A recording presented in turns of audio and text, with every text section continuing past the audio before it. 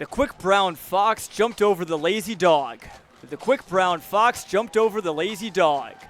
The quick brown fox jumped over the lazy dog. The quick brown fox jumped over the lazy dog. The quick brown fox jumped over the lazy dog.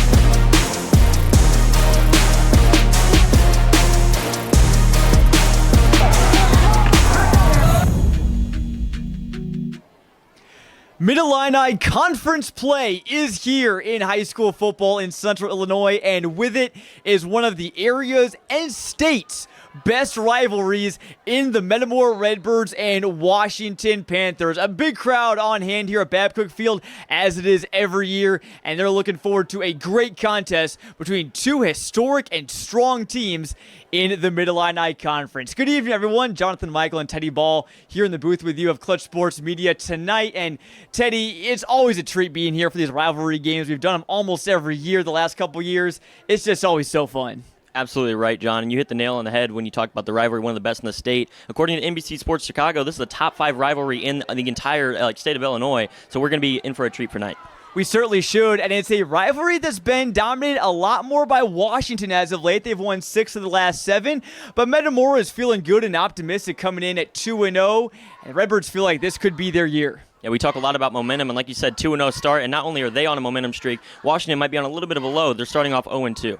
Certainly, we'll talk more about both teams here in a second, but starting with Metamora, for them on their ground, 3-headed rushing attack with Stephen Petrie, Jadon Cranford, and Evan Kyle. Yeah, Evan Kyle last week had over 150 yards on the ground, and including a 76-yard rushing touchdown, and the other two can contribute just as well, depending on the game, so it's going to be interesting to see how they can do tonight. We certainly should. They'll be running behind a relatively young offensive line. We'll see how that pans out against Washington's defensive line, led by 2 all-conference first-team players in Noah Bell and Carter Prina. Really, the trenches for Washington is where they win like 90% of their games. They have big offensive linemen, big defensive linemen, and they really impose their will on the other team. It certainly should. Real quick, looking at Metamora's defense, they're a very experienced unit, almost like Washington's last year. Their back 7 has lots of experience, and they've limited opponents very well in the points department so far this year. 100%. Last week, 2 takeaways as well, 2 interceptions for Metamora, and that's really just been like they have a good D-line as well, but the secondary been able to stick to receivers like glue all season long. It's certainly shaping up to be a great matchup here. Beautiful night for football here in Washington. Again, we'll have Metamora and Washington coming your way as our WMBD Game of the Week on CI.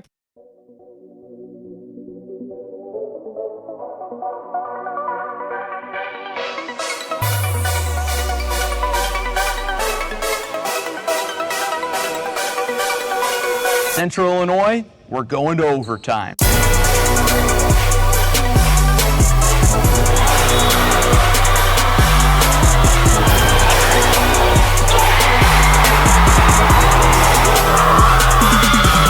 After 4 years of preps coverage in Central Illinois, Clutch Sports Media is ready for a new era.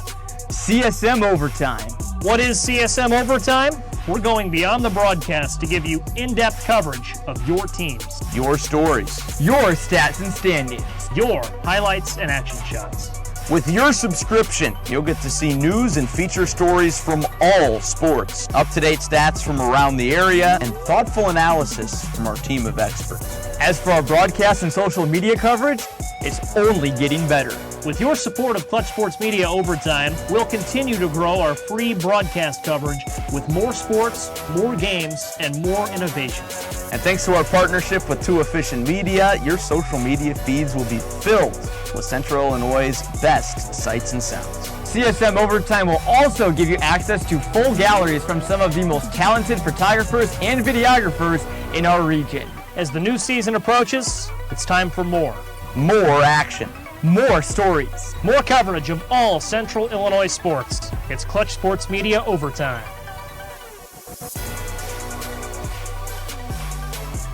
I'm joined by Metamora football head coach Jared Grebner of the 2-0 Redbirds, coming in with lots of momentum for this rivalry game against Washington. And Jared, obviously every football team wants to start the season 2-0. Tell me a bit about those first 2 wins you guys have had. They tested us.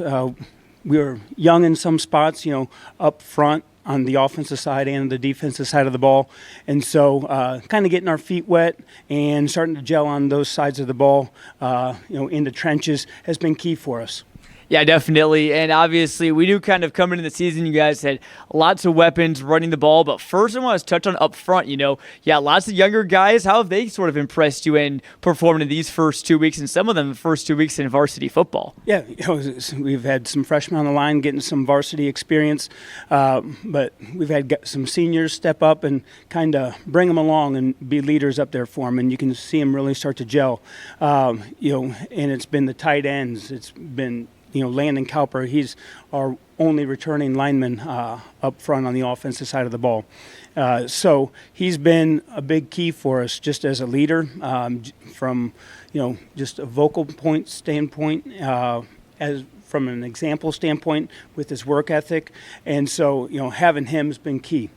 Definitely. And, you talk about your rushing attack, obviously multi-pronged. You have your quarterback, Stephen Petrie, very mobile, but also some great running backs as well. What have you been able to see out of them, and how have you been able to kind of maybe split the load a little bit and kind of distribute the wealth? In both of those running backs, and Stephen for that matter, both play on defense here and there. We spell them a little bit, and so when somebody has to be on the defensive side of the ball, we can give him a little bit of a break on the offensive side. So that's a nice luxury to have, because Jadon, he's pretty electric with the ball in his hand. But Evan, he's no slouch either. They're both different types of runners. Jadon can put some moves on you here and there and then put his foot in the ground and get north-south. Evan, he has just a knack for being able to bend it back against the grain. But both of them are really fast. Evan got third place in the 100 in track last year and everything like that. And so having those guys as a combination back there is something that we always look forward to. And then to have Stephen Petrie back there to complement them with his arm and with his legs is always an added bonus.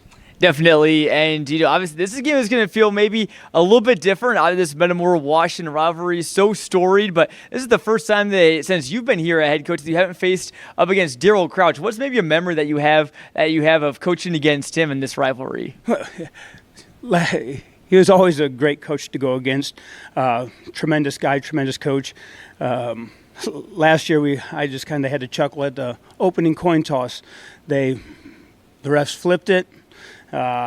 We actually won the coin toss, but the funny thing is, it stuck vertical right in the turf. And the refs just went over there and they just put their finger right down on it, and we ended up winning just because of that. It didn't land anyway, and unfortunately, that was about the only thing that went right for us that night. They kind of had their way for the rest of the night, but if those are just some of the little memories you take for the rivalry, there's always the actual game on the field, but there's just little things like that you always remember. Certainly, and obviously a new era in this rivalry, maybe a new win streak too for this Redbirds. They could be started here on Friday. Hey, Coach, last question for you. Tell me a reason why you think this team can't win on Friday. Obviously, they've proved they can win some tough games already this season. Yeah, we're coming in confident. We've had 2 wins. The one thing about it is, I know on paper and stuff, you say, hey, Washington's 0-2, but they played 2 real quality opponents with Caneland and Kankakee. Nobody's going to take that away from them. But we've had some experienced guys. I know we kind of said not up front, but we have some skilled players that hopefully can put us in some positions defensively and offensively to make some plays. Easier said than done against Coach Stevens and the Washington Panthers, because he's been over there in that program a long time. He's done a great job with their defense. Now as the head coach, they bring in Kurt Barth as the offensive coordinator, from Eureka College, and so they have a lot of weapons. Am I going to come right out and say that, hey, we're going to rubber stamp this thing and say we're going to get this win? I'll say that we're going to come out, we're going to play our hardest, and we're going to have to play a very good game to beat a Washington Panther team, because they're going to come in and they're going to be looking for that win number 1, not only for this year's football team, but for Coach Stevens as well. And what a nice feather in your cap is to do it against Metamora. Well, certainly Metamora will also be very fired up as well, looking to move to 3-0 on the season. Redbirds playing some good ball early this year. Guys, back up to you in the booth. And welcome in to Babcook Field live here in Washington for the Redbirds and Panthers. Glad you're with us here on this fine Friday night here in Central Illinois. Again, Jonathan Michael, Teddy Ball here with you on the call. And Teddy, you really just can't ask for much more. I mean, this is what football is in Central Illinois. If you looked up in a dictionary, packed stands, rivalry game, it doesn't get much better than this. It really doesn't, and especially now in Week 3, we've gotten a look at both of these teams, and this is the first look at Mid-Illini action for each of these squads, and so that's really when the rivalry kicks in. You might play some teams that you've played in the past, like Washington with Kankakee last year. They played those teams, but this is a team, two teams that have played each other for now. This will be the 66th time in just the program's history, with Washington leading that series 34-31. So really, the rivalry is a deep one. Certainly, you got to look at the weather there. It's supposed to be a pretty good night here in Washington. Excuse me, 71 degrees, wind very slight, and only about a 10% chance of rain. We saw some clouds go over the field earlier, but those have subsided. We think it's going to be a dandy night for football here in Washington. And just look at the crowd. I mean, you're going to look at the parking lot across the street behind us at 5 Points, packed to the gills. And that's when you know it's Metamora and Washington. I think it's a standing room only crowd at this point, Teddy. Yeah, everyone's going to be on their feet for this one. At Washington and Metamora always put on a great show, and not only just through the game, but the crowd antics, the band, everything about what makes football. And, like you said, John, we got both student sections, both packed out. Like, Metamora's got their blackout theme going on, and Washington has the USA theme, so they're going to be rowdy today. It's going to be a good one. Certainly, two of the best student sections, fan bases in the area. That's what's part of makes this rivalry so good. And obviously we have our CSM Madness tournament over the summer. Many might know we hold on Twitter, now known as X, trying to decide who the best fan base is. People just vote for their favorite schools, and Metamora, Washington always make it deep in there. So two great communities, two great football teams, two great fan bases here as well. Again, I want to take a quick note. We got you covered in some other areas tonight as well. Our Cody Roskins has our small town throwdown game. You can listen to that live on ClutchSportsIL.com. He and Wes Burr got Eureka and DMAC. That's going to be a great game in the heart of Central Illinois Conference, Teddy. So we'll definitely be keeping an eye on that game as well, not too far from here. Yeah, one of the better games in the area to look forward to. We talked about that on the podcast this week. DMAC and Eureka, two of the better small-town schools in the state of Illinois, not just Central Illinois. Eureka obviously had a good couple of years going into this one. They're looking to be great this year as well, and DMAC is off to a strong start. Definitely. And why don't we take a look back at this game? I mean, this is the game. That's all you really need to say for Metamora and Washington. Again, 66th all-time meeting. Metamora has the lead right now, 34-31, but Washington has won 6 of the last 7. This has been a really streaky sort of rivalry matchup, Teddy. It really has. Like you mentioned to me earlier on, like just the different, like the last couple, 6 of the last 7 have been won by Washington. But before that, the late 90s, early 2000s, Metamora had a really big swing of wins in that stretch of time. So it's always been back and forth between these two programs. And like you said, just a couple of games difference is really what the series comes down to. Certainly, and the trend right now is that not only has Washington won, but they've increased their win margin each of the last 3 years. In 2021, they won this game 24-14. In 2022, they won 44-22. Last year, 45-7. It was a blowout. So obviously, we don't know what we're going to see tonight. It's a rivalry game, so you have to throw the records out the window. But you feel like this game could be a bit closer with Metamora starting 2-0, Washington 0-2. Definitely, and Metamora is feeling good at their start, like you said, 2-0, and they really played so well to start the season thanks to their defense and their phenomenal run game. And Washington as well, like they are 0-2, but like we mentioned throughout the week, they've played two very, very good teams to start the year, and you can't really count them out because a couple years ago, same thing happened. Washington starts 0-2, and people start saying maybe it's not the same Washington team we're used to, and then boom, they're right back into the thick of the Mid-Illini action. Yeah, we certainly have seen that same song and dance from Washington. It's a team you can never count out, and they just learned so much in those first 2 games. They lost to Caneland here at home, 20-14.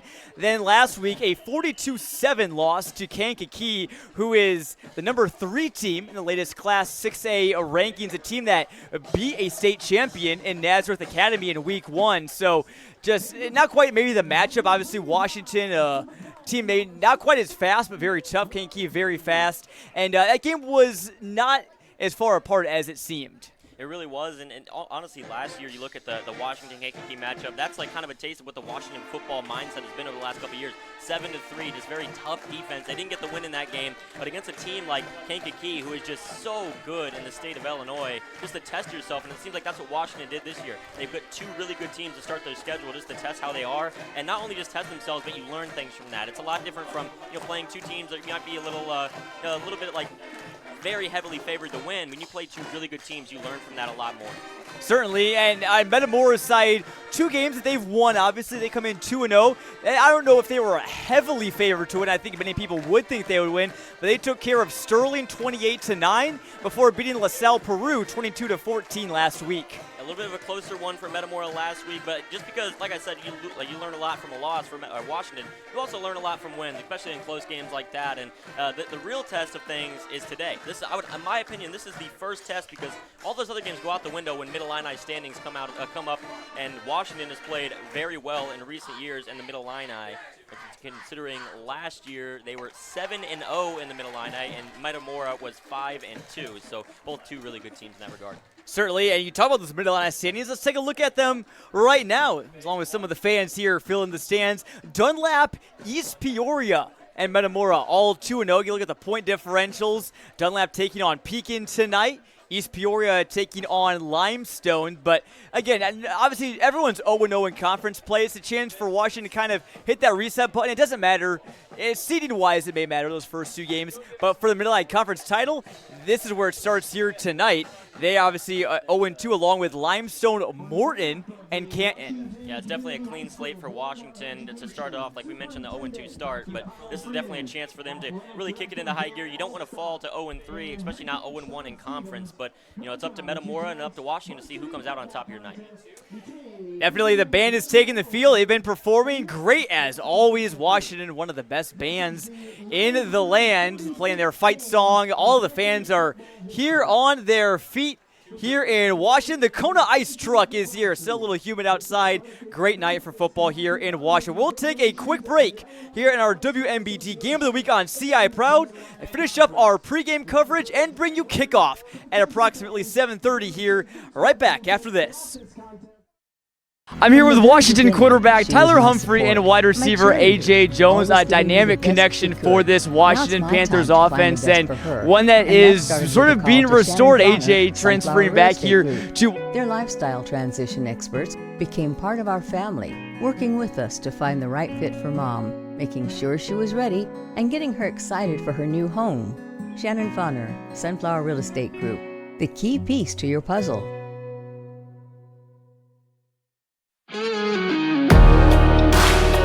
Passionate, focused, strong, qualities that you look for in a great athlete, and also a great lawyer. At Strong Law Offices, injury law is at the heart of what we do. Our team is on your side. When the game is on the line, let us tackle your claim. And welcome back here to Washington. Here on Honor Our Heroes Night, always a special night here in Washington, Teddy. Obviously, we had some pregame ceremonies, honored all the servicemen and women, as well as the first responders, the fire department, the police department as well, anyone, obviously healthcare workers, teachers. I mean, they're our heroes too as well. So Washington always in week 3, at least for the last couple of years, Honor Our Heroes Night. It's always a big success. It really is. Just it shows that it's more than football here. It's a community-based game, and that's why there's so many fans packing the stadium tonight to cheer on, the high school students that are playing on the field, and then the band and the cheerleaders cheerleaders, etc. But it's also just a place for the community to really meet and celebrate together. Definitely just a couple minutes away from kickoff here. Again, glad you're with us. Jonathan Michael and Teddy Ball. In case you're just tuning in, Mid-Illini season getting ready to start. As and look at the merch stand. They're going to be busy the rest of tonight. But, Teddy, looking at Metamora, their last win in this rivalry was 2020. They won 21-14. And for them, this is their senior class's last chance to beat Washington. So they are a very fired up group. Not for the same reasons as Washington is. They want to get back and prove something. Metamora, though, wants to make tonight count. Absolutely. Metamora, it's the only team in the Mid-Illini, if I'm correct here, I'm looking at this, it's the only team in the Mid-Illini that throughout their entire program history, they have a positive win percentage over every single team in the conference. So Metamora is a team that has been used to winning over the years, and not being able to beat one of your biggest rivals over the last couple of years has definitely got to stick with them, and so they're really going to bring the energy tonight. They certainly will. Jared Grebner's got his guys fired up. He doesn't need to fire them up that much. Hey, they're already going to be fired up for Metamora, Washington. I asked Todd Stevens about, Washington's 0-2 start as the Panthers get ready to take the field. They'll be coming on in just a second. I asked him, after 2 losses, do you have to fire your team up at all? He said, you got to do some positive reinforcement, but you definitely don't need to fire them up. And most of the guys have been able to, to stay positive, know that, hey, we're playing the long game here. As they take the field now in their home black uniforms. Really, we talked about it last week with Bloomington and U-High, but one of the better jersey combos in the Mid-Illini, I think, the Washington All Blacks and Metamora. They're not playing in their All Blacks tonight, but they still have clean away uniforms as well. With the clean white helmets for Washington and the slick black ones for Metamora. One of the better ones to look at in the Mid-Illini.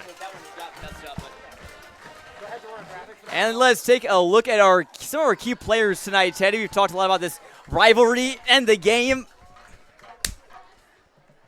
Avery Grebner, the star player for Metamora, a two-way threat for them on offense and defense. He has had some big games, has interceptions in both games so far, along with a good receiving performance. Yeah, anytime you can get a player that can play 2 ways of the gridiron, it's really versatile. It's super useful because not everybody can do that. You got a guy that, not only when you're playing receiver, how he's a DB as well. He not only knows how DBs think, but vice versa. When he's playing corner, he knows, the next move the receiver can possibly do.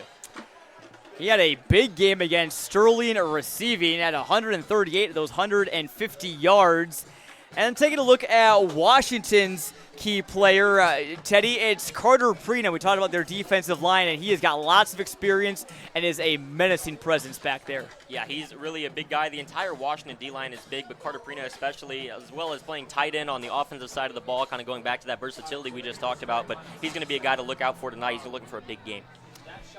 Prina, multi-year starter. Remember, the first time I saw him break onto the scene was in the same game 2 years ago. Had a couple I believe a blocked punt recovered for a touchdown. So, and ever since then, he has really just sort of set the tone for his career. A fine young player he is. And there's been some other players, throughout the years that have made some big impacts in this game. Again, going back to that game 2 years ago, I remember very well. There are 2 players for Washington and Metamora. Both were underclassmen at the time. They both really impressed me. Washington's A.J. Jones. We haven't talked about him yet. Big wide receiver who transferred back here to the Panthers before this season.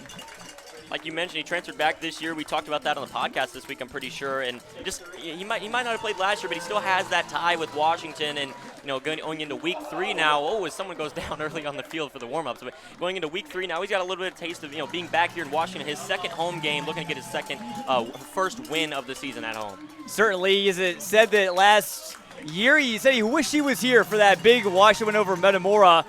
And for Metamora, an underclassman that maybe didn't play as much last year because he was hurt, but impressed a couple years ago, we know can be a big factor, is Mark Frederick. They're running back and wide receiver, also a starting safety for them too. Like we mentioned, I feel like it's kind of a broken record at this point. Anytime, you got guys that can play both sides of the ball, it's just so important because, you got the energy you're bringing on both sides. You get, familiar with the players because the other players are playing both sides. Definitely useful. And let's take a look at our tail of the tape again as Washington's offensive starters get introduced.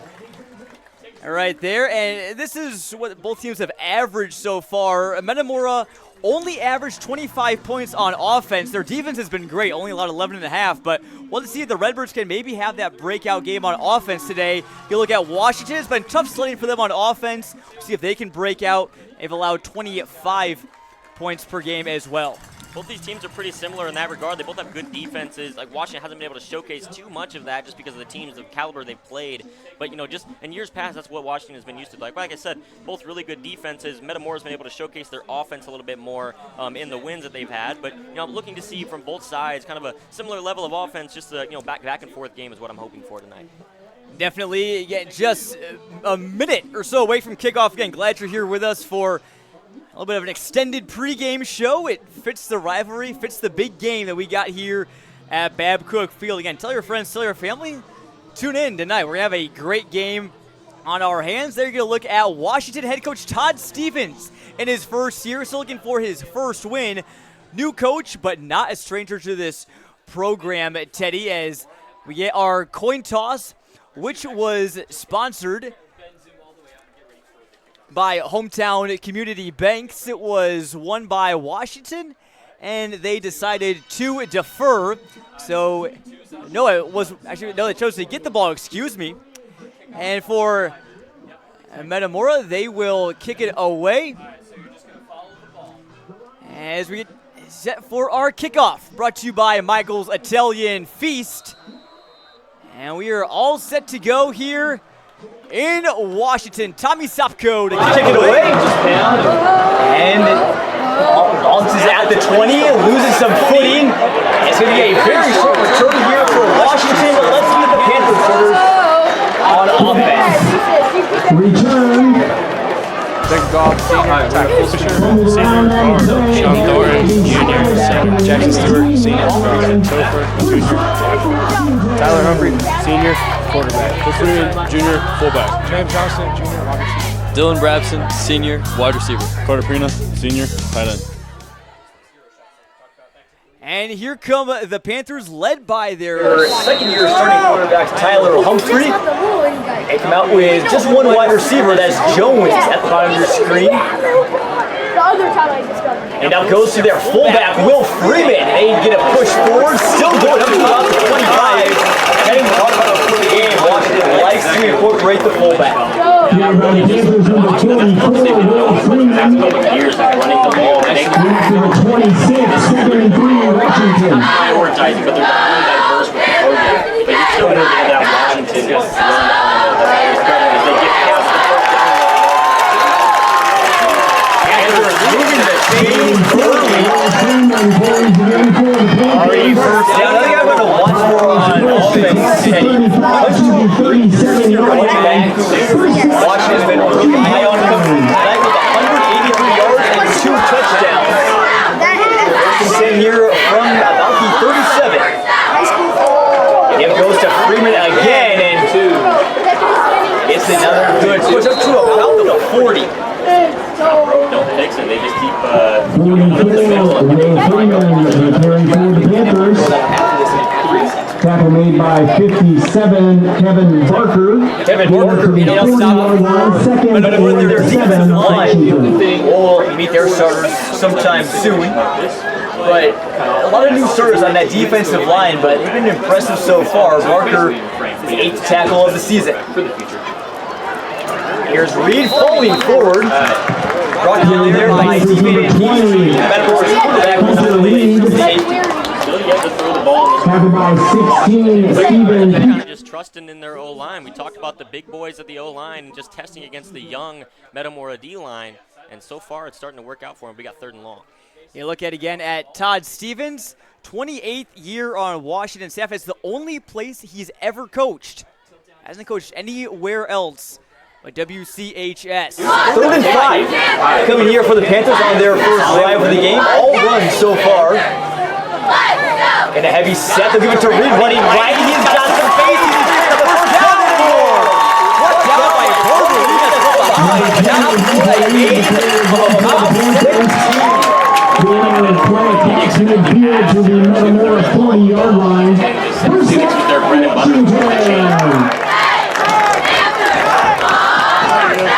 down to about the 40-yard line or so. Humphrey moves back to the sideline to get the play call.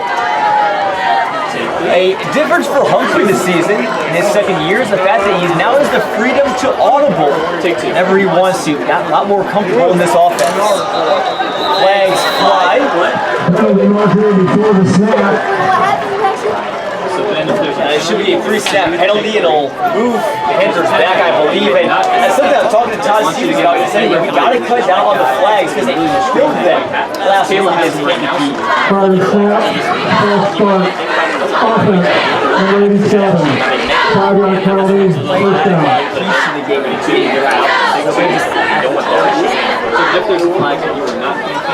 Now the 15 is still in Metamora territory. After that nice run from Hunter Reed. Metamora showing blitz. Humphrey and Reed run into each other. It's going to be a loss of 3. I don't think Humphrey wanted to come into today get on the play. Definitely not. A little bit of miscommunication. A loss of 3. Hope so. The Metamora defense get a little bit of momentum after, the back-to-back first downs. Now second and extremely long. Let's look at our keys to the game real quick, Teddy. For Washington, for them, it's keep on chugging. They got to keep moving forward, not backward, like those penalties, as well as they got to have a strong first half. They've had strong first halves against Kayland and Kankakee. They just want to keep it going. For Metamora, is get it back and protect the edges. So they want to force those turnovers. And when they're on offense, the snap gets behind. Humphrey, ball is down. He falls on it. Back to the 49, so straight on there. Panthers, but it's going to be a loss on the play. Back to their own 39-yard line. 3rd and long, Washington. Last week it was 2 interceptions. Now, country mile territory for Washington, 3rd and 29.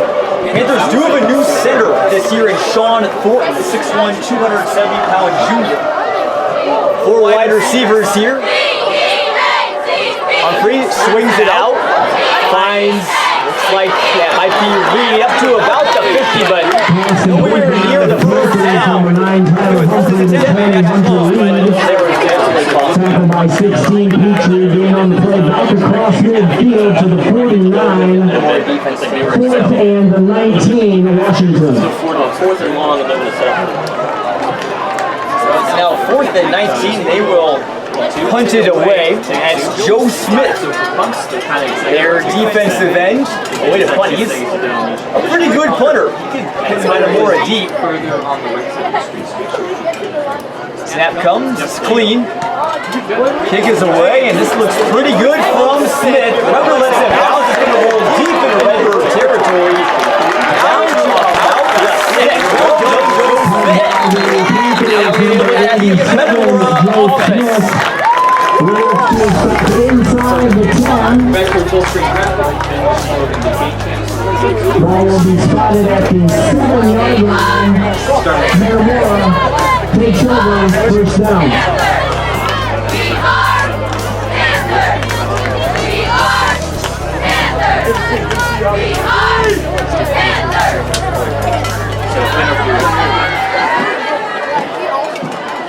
There are those Metamora starters. Again, Stephen Petrie, the quarterback for Metamora. He's been long so far this year, but they'll have to take Metamora 93 yards if they want to find the end zone. Just get the wrong way for Bremner there, decided to let it roll. Perfect. Yeah, but then follow the ball. Petrie will throw, and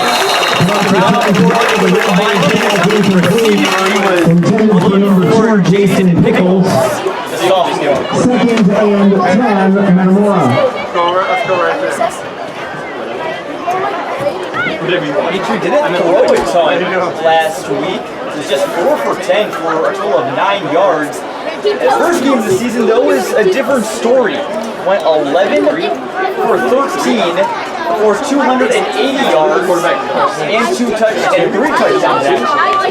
Both games he showed he's really different after he came back. They signed for 80 yards in the win. Segment 10, swing pass goes out to Kyle. He juggles it, brings it in. Down to the sideline.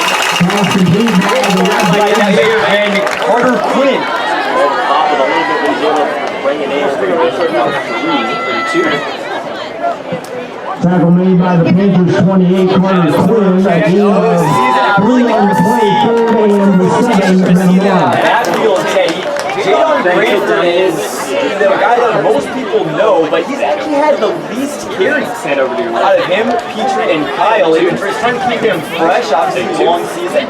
And Cranford does play on defense, too, as well at cornerback. 3rd and 7, upcoming for the Redbirds. Another swing pass. This one goes out to Grebner. Makes a move on Lewis up to the 16. I think he's going to be just number 7, Avery Grebner. Tackled by 3, Evan Reed. Result of the play will be a back to those keys of the game, Teddy, for Metamora. Again, like you said, get it back and protect the edges. Obviously, get it back. You want to keep on forcing those turnovers and protect the edges. And then be alert to those defensive ends, Carter Pina and Joe Smith. And thankfully, Petrie on that drive is able to get the ball out quickly. 4th and 1.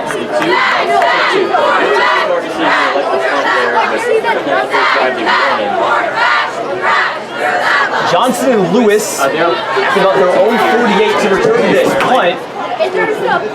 This one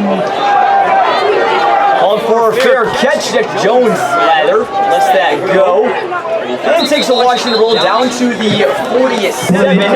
Let's see the Metamora defense. Before reaching midfield, ball will be spotted at the Metamora 47-yard line. Hey, man, you're doing this so good.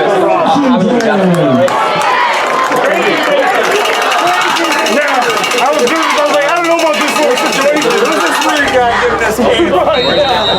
Okay, 32, take 2. Yeah, so they were going to the right.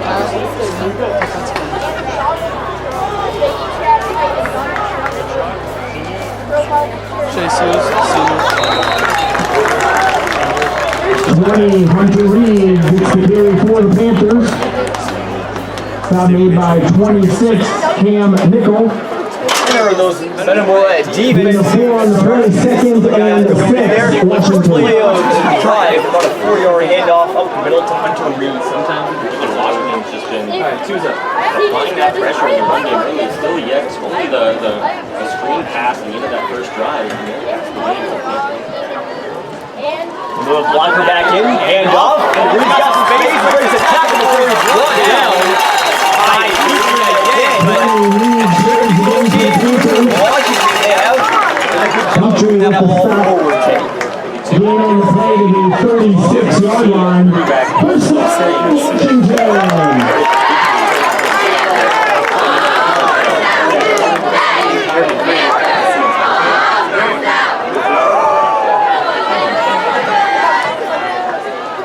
So 1st and 10. Apologize for the loud crowd microphone. It is a loud crowd here at Washington, but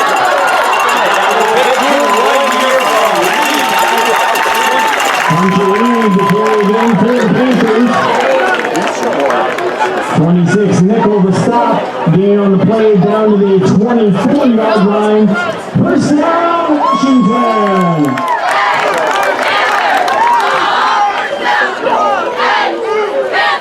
Take 2, 5-yard line. At about 24, knocking on the door of the red zone. We need a stoppage here. It's like They have the Metamora. That's their first timeout. Timeout. Timeout, Metamora. By Metamora and head coach Jared Grebner. Let's take a look at what he's done for Metamora in his 5th season. 25-2 as Metamora's head coach. A fine job, and his win total has increased every season he's been there, Teddy. Last year, the Redbirds went 8-3. If they can keep it up, could have 9, maybe even 10 wins this season or more. It really could, and like you said, every single season it's gotten better. And without Washington and Morton last year, Metamora would have been, you know, obviously like. Again, time is running out. If you want to help out Washington Leadership and Community Service Club, he is selling sponsorship of flags for Veterans Day on November 11th. They have a table that will shut down at halftime of tonight's game. Of the game. First and 10, Washington after the timeout. I'd like to do the two-camera broadcast. Another heavy set. Handoff goes to Freeman. Oh, Hunter keeps it. He's got a wide open space. It's a touchdown, Washington. 24 yards. No quarterback hold.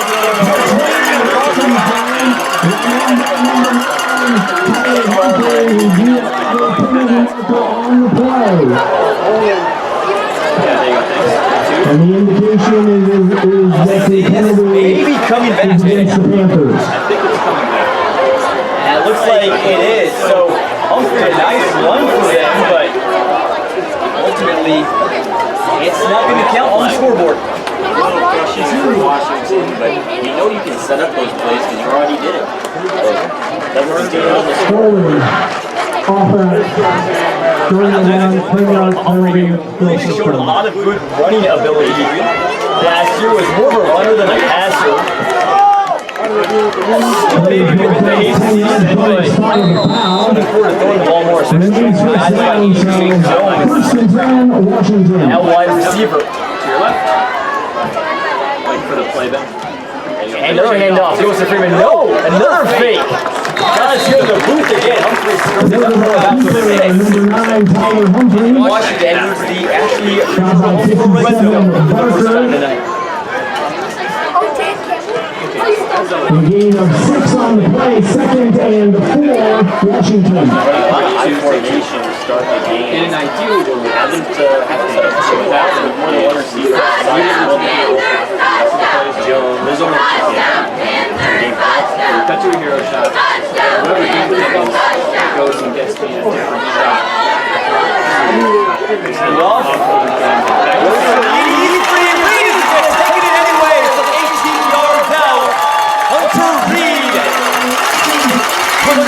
For the Panthers. We talked about Metamora and their three-headed run game, but Washington's kind of showing a bit of their own there with Humphrey obviously getting his touchdown called back, Reed there, and Freeman as well helping out on that drive. It was a great running drive, not a single pass down as they get set up for the PAT to make it 7. Extra point kick Ben, so it's up. 2, 2, 2. There you go. So they'll bring on Miller for the PAT. That's Devin Miller, but that one is well through.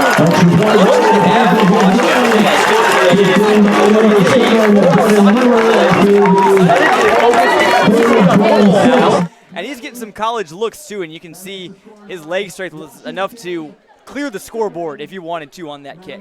Having a good kicker is honestly one of the best advantages a team can have, because at the high school level, you see so many teams that are just very talented, and kicker's not necessarily something that a lot of players ideally want to play growing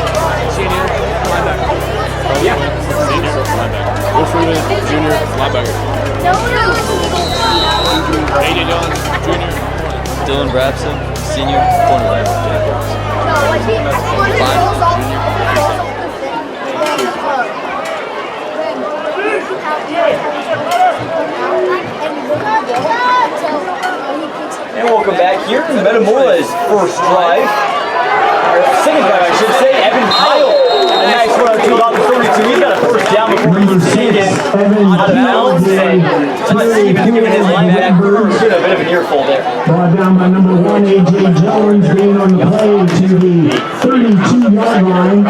There is a penalty marker on the far side of the field. There is a flag down, however. There is no flag for an eligible downfield if the pass is not thrown beyond the line. Is one of those sounding like illegal?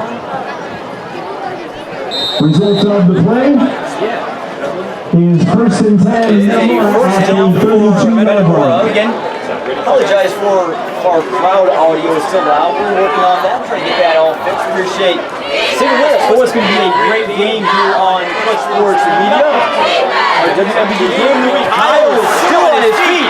He's got another first down near the 50. Kyle showcasing some speed on that run. Again for the Redbirds. His man to get the first down. Run out of bounds by 21. Kamar Mack. Gain on the play to the 45-yard line. First down. We talked about this in the open. And it's something that, the rivalry stands for itself, but NBC Sports Chicago ranks Metamora and Washington as the number 5 rivalry in the state of Illinois. No one is this year. Just to show how competitive both of these fan bases and teams have been. It's been a great one. It's always a treat to be here. Avery Greger looking for a treat. He's not going to get it. Andre Lewis will spin it back up. Instead, no more true game. Tackled by 8, Andre Lewis. Gain of 2 on the play, second and 8, Metamora. I see audio on camera 3, but it's not true.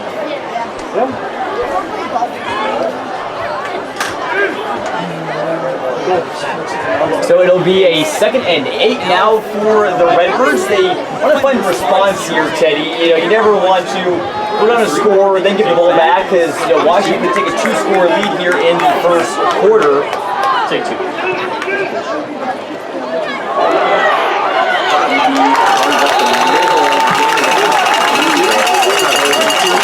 Quarterback keeper by the Redbirds, 16, Stephen Petrie.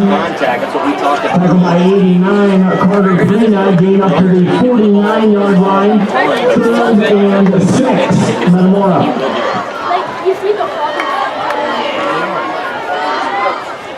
So now 3rd and 6, big one here early for Metamora. Quick score update just now from Dunlap. Take 2. Eagles peaking 14-7 in the first quarter. That should be a good game. Dunlap looking to stay undefeated as well. Petrie's got 4 wide receivers. Grebner is favorite one in the slot, and whistles to be a flag. Play is run down, penalty marker before the snap. Target snap. Take 3. Delay game. Game on Metamora. How about that, Teddy? Mike Cook tonight. You can hear him loud and clear. Now make it 3rd and 11, Metamora. Metamora not ideal there. Had a good drive going. Still did have a good drive going. But now 3rd and 5, 36. So again, we saw how penalties hurt Washington that first drive. Even 5 yards could be a real backbreaker. See if it is here for the Redbirds. And 4 wideouts. Yeah, and Kyle in that field. For Metamora, he'll block. Oh, he's picked off! There's Diedrich. Thomas Diedrich, I believe, down to the 10. And a huge win over Washington. They engage the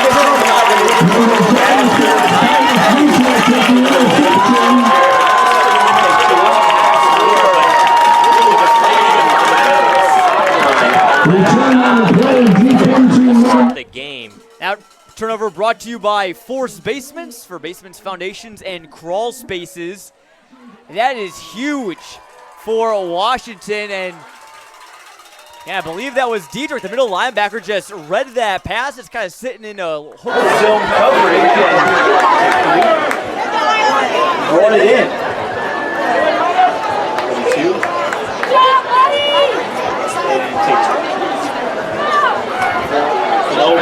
great field position here for Washington. First and 10. Humphrey keeps it. He's going down for a loss. Quarterback here by 9 Harvey is brought down for a loss on the play. Tackled by 9 for the Redbirds, Brad Schultz. Second and goal, Washington at the 12.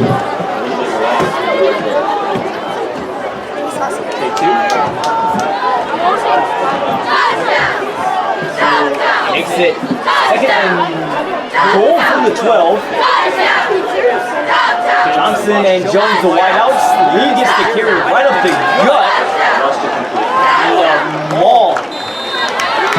Carry by the Panthers, 21 to lead. 10, short gain. That might be the last play of the first quarter. 10 point By 8, Mark really quick for me. Gain down to 9. Third and goal. Or have that graphic right here. NQ1 That will be the last play of the first quarter. That first quarter brought to you by Sunflower Real Estate. It's been a good one so far. Washington, after an interception, knocking on the door of the end zone for the second time tonight. We'll be right back after this in our WMBD Family banking from a name you trust. Hometown CIProud.com. Community Banks. For over 6 decades, we've been here right where you needed us. High quality banking services delivered by caring professionals. People just like you who live and love Central Illinois. It's a history we're proud of and one we'll continue to offer to every person who walks through our doors. When you bank in your hometown, your money stays in your hometown. Hometown Community Banks, divisions of Morton Community Bank. Look for the clock tower and you'll know we have time for you.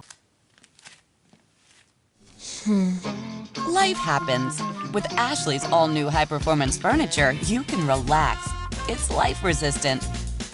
From messes and mishaps to snacks and spills, these pieces are easy to clean and durable. Plus, some styles feature machine-washable covers.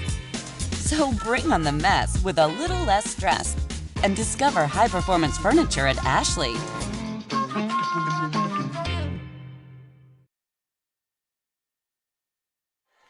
Welcome back here to Washington. Jonathan Michael and Teddy Ball here with you for this second quarter of action. And Teddy, could just be one play from Washington, and you can quickly take it to the score. It makes you feel really good. 9-yard line to begin the second quarter.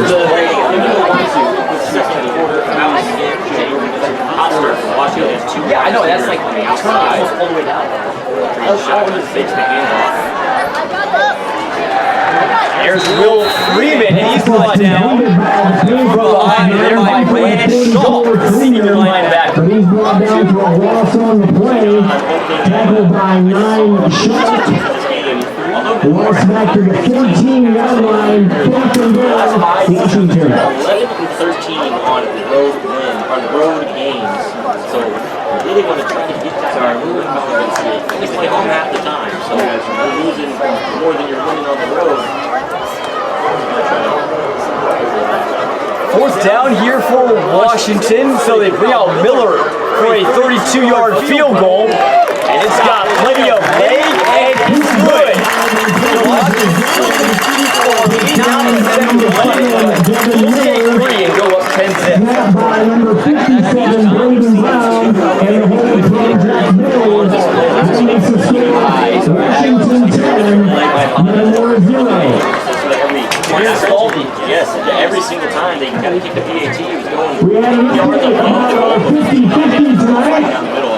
It's like that's going to be the same game. The cash prize is now over $1,000.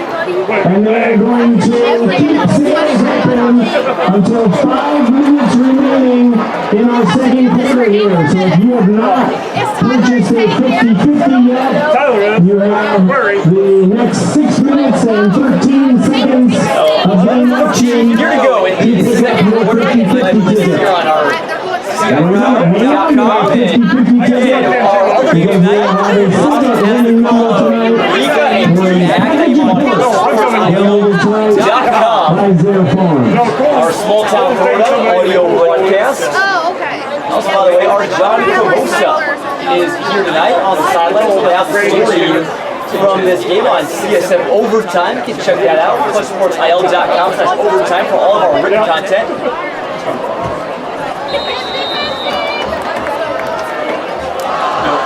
Unplug it right here. Just unplug it and leave it. This wasn't going crazy.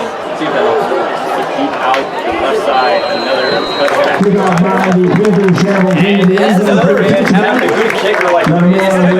Opposite of every way, short and get those long kicks. Also, of course, almost every now to the threat of a kick return, which they gave up some kick returns throughout that season. At the high school level, you see a lot of kick returns, so having a kick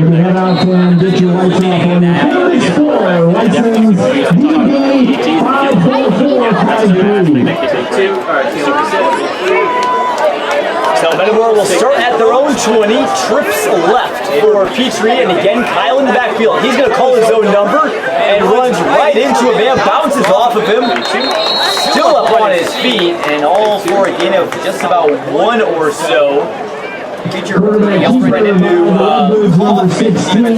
Petrie. It'd be pretty difficult trying to run him. 87 Smith and 73 Hoffman in on the stop. Massive A gain of 3 on the play, second and 7 Metamora. I had it written down the average size for the D-line, like 6'2", 250 pounds around there.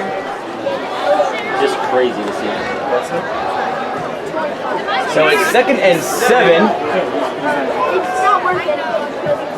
Here for the Redbirds. Petrie drops back, looking to throw. He's got Kyle across the middle. Makes a move, and got the first down. Pass complete by the Redbirds. Nice job there. Nice from Kyle. You haven't seen Jadon Green for this one. And 28 Quinn combined on the stop. Gain on the play up to the 31-yard line. First down, Metamora. He obviously contributes on both sides of the ball, but really excited and looking forward to see what he can do in this game. Still a lot.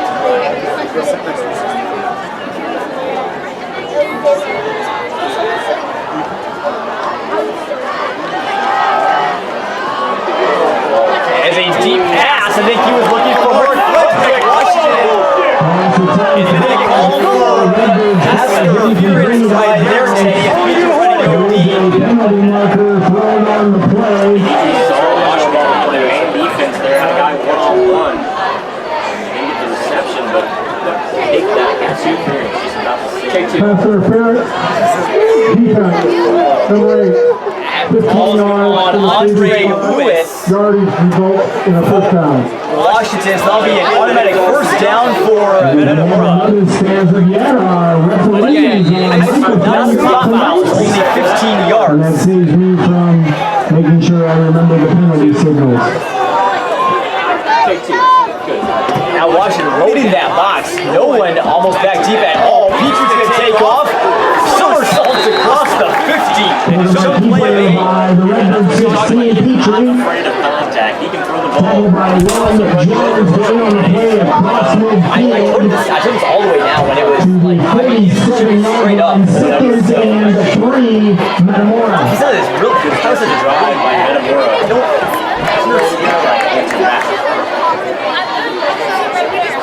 Nothing Washington. 9:23 left in the second quarter.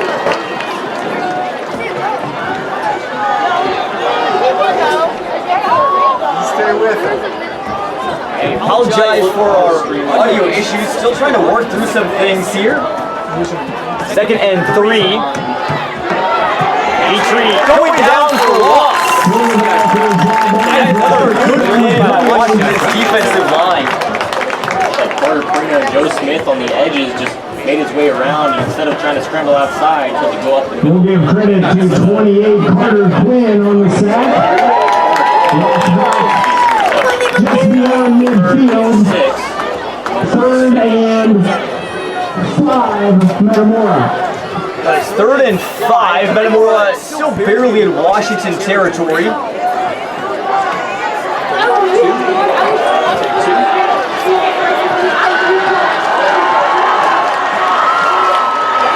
Big play here for the Redbirds. It's going to be Petrie. He's going down again. A big stop. I think that may have been on the play. Last play, both sides. 89-39 on that stop. A loss of 1, 4th and 6. Metamora. I think something that tries to go, or Petrie tries to run inside, just gets stopped. Repositioning of the ball, make it 4th and 7, Metamora. 4th and 7 for Metamora. They have a puncher back. 2 returners for Washington. 32, 2.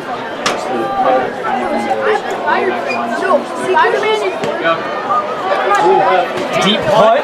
And gonna go out of bounds at about the 18-yard line. So Washington might have great field position in here, but again, Hunter Reed, their running game has really worked well for the Panthers offense so far. This is a really important drive for Metamora. You don't obviously want any drive to let up score, but especially now, it could go down if they score on this one 17-0 in the first half. You don't want to have to try to climb that in the later parts of the game.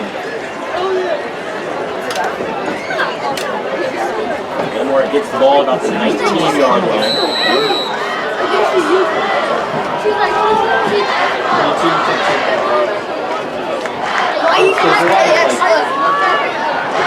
First and 10 from the 19. 4 wide receivers for Washington. Haven't really seen that a ton tonight, Teddy. Humphrey is going to keep it, running up the middle, and he's going to go backwards. Good push there by the Metamora defensive line. That was Kevin Parker with the stop. Receivers lining up on the outside, and it ended up not being a pass. Usually a QB sneak or a handoff up the middle. But Washington will stick with 2 receivers on the home side.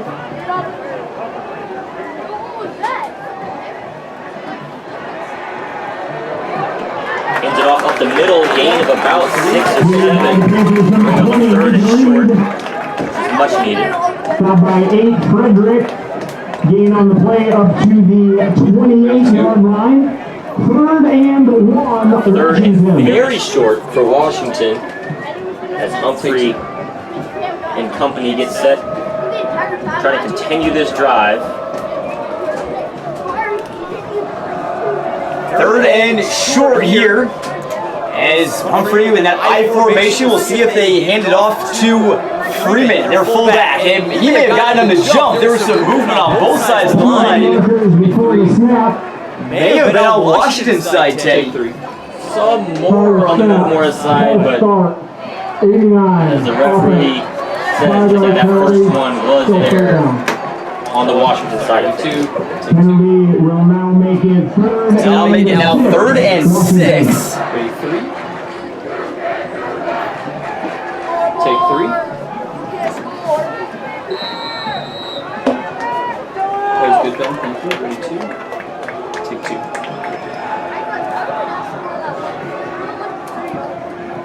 Humphrey drops back. Sends a deep one-on-one coverage just over the head of A.J. Jones. Right now, the intended receiver. Credit to Grebner there on the coverage. Intended for 1, Jones.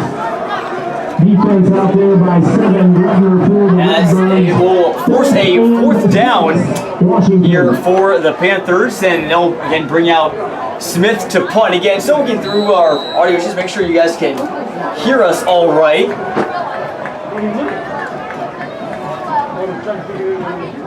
It's back-to-back drives from Metamora and Washington now, where they've had good position to get the first down, and a couple of things happen. Now we have no Send it back. The punt is up.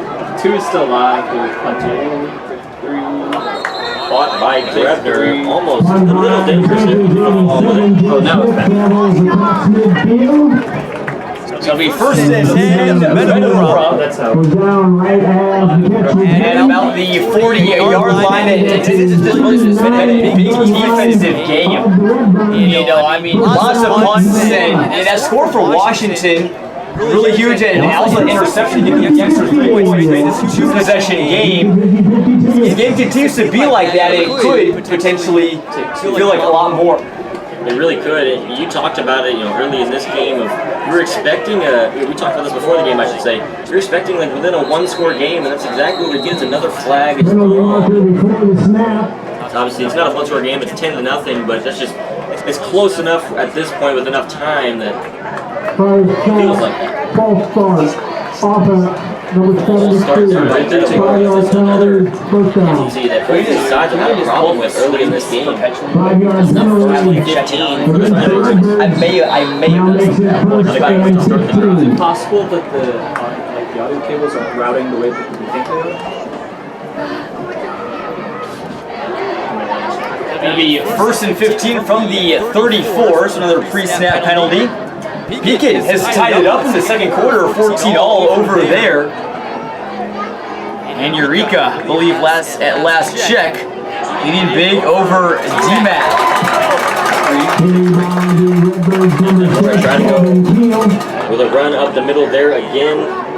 89 and 73 happening in on the stop. See the success about the same, second and 15. Lots of one on the play, second and 16, Metamora.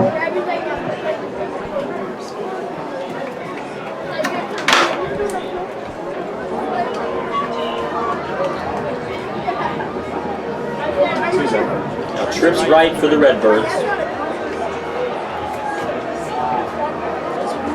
Petrie drops back, rolling outside. There's a little bit of room.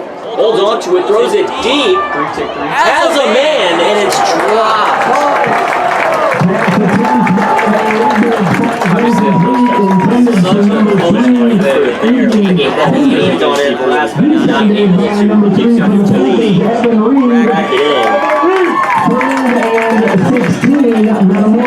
Now third and extremely long, 3rd and 16 for Metamora, and see how they can try to get out of this.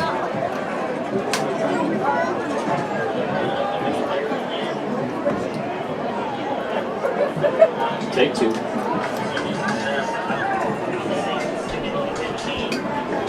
weird. There's two rooms recording audio. One is Tennessee. So, yeah, 3rd and 16.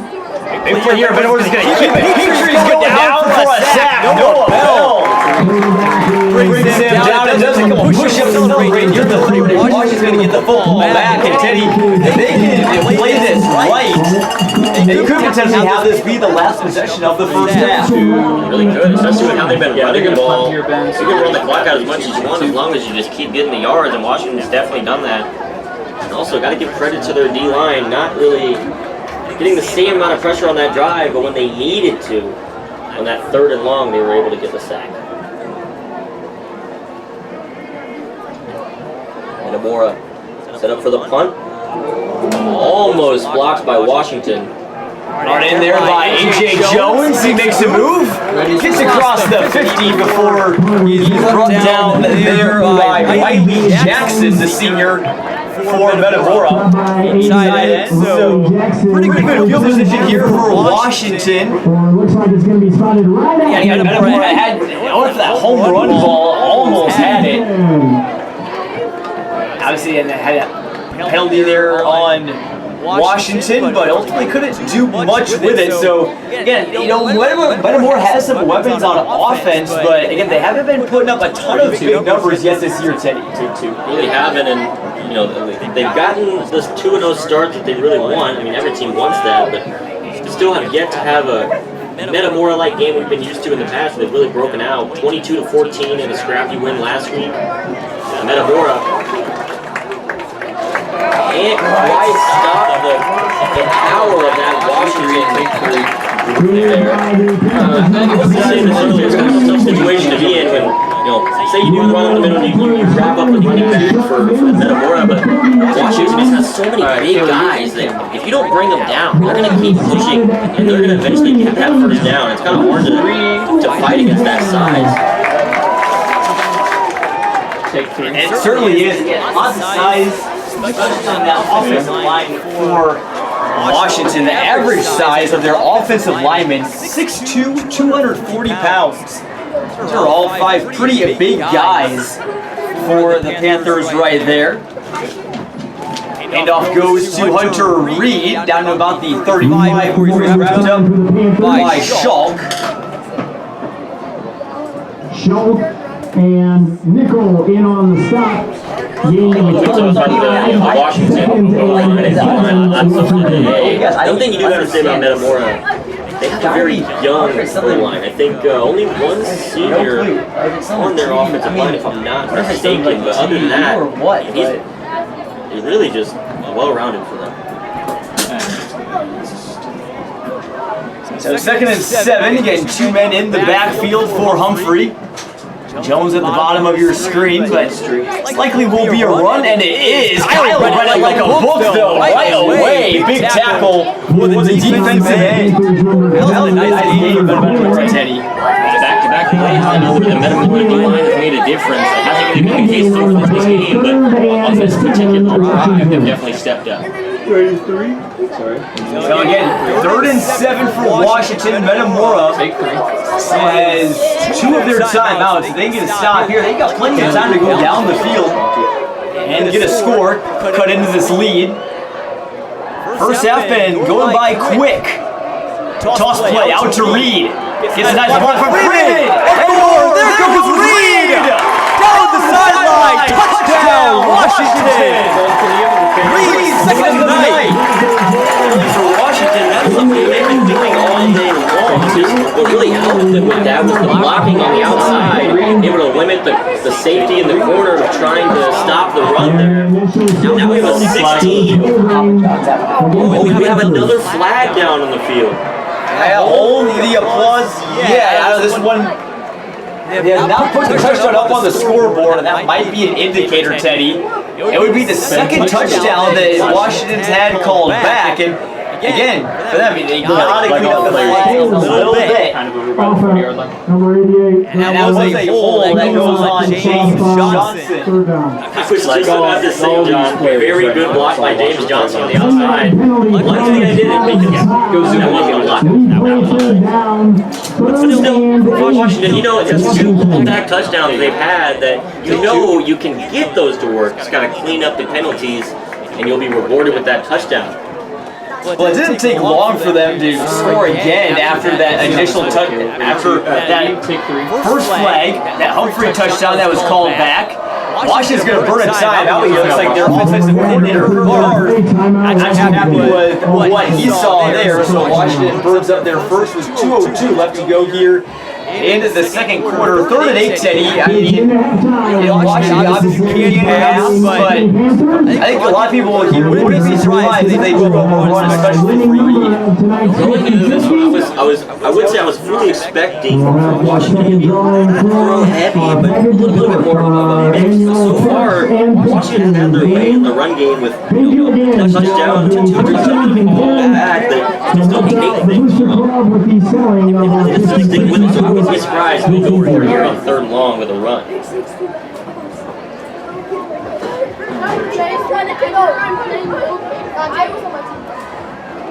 32? Say 2? 3rd and 8, Washington after the timeout. Take 3? That was a nice color shot there. That was good.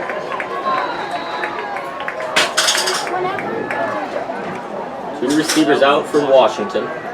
Swinging out to the right side, and it's fumbled. He recovers it. And that sets up a really messy 4th and long now. They were going for the run, so a little bit, not too much of a shock. That's what they've been going with all day. People there really derailed that drive. They'll most likely set it up for the one now. 1 minute 41 left here in the second. 2? Caleb reset. Should be. Or, no, they would attempt a field goal. 50 yards. It's like 55 yards. Washington talking some things over on the sideline. Just letting the clock run down. 3. Take 3. Washington, timeout. That's their 2nd timeout.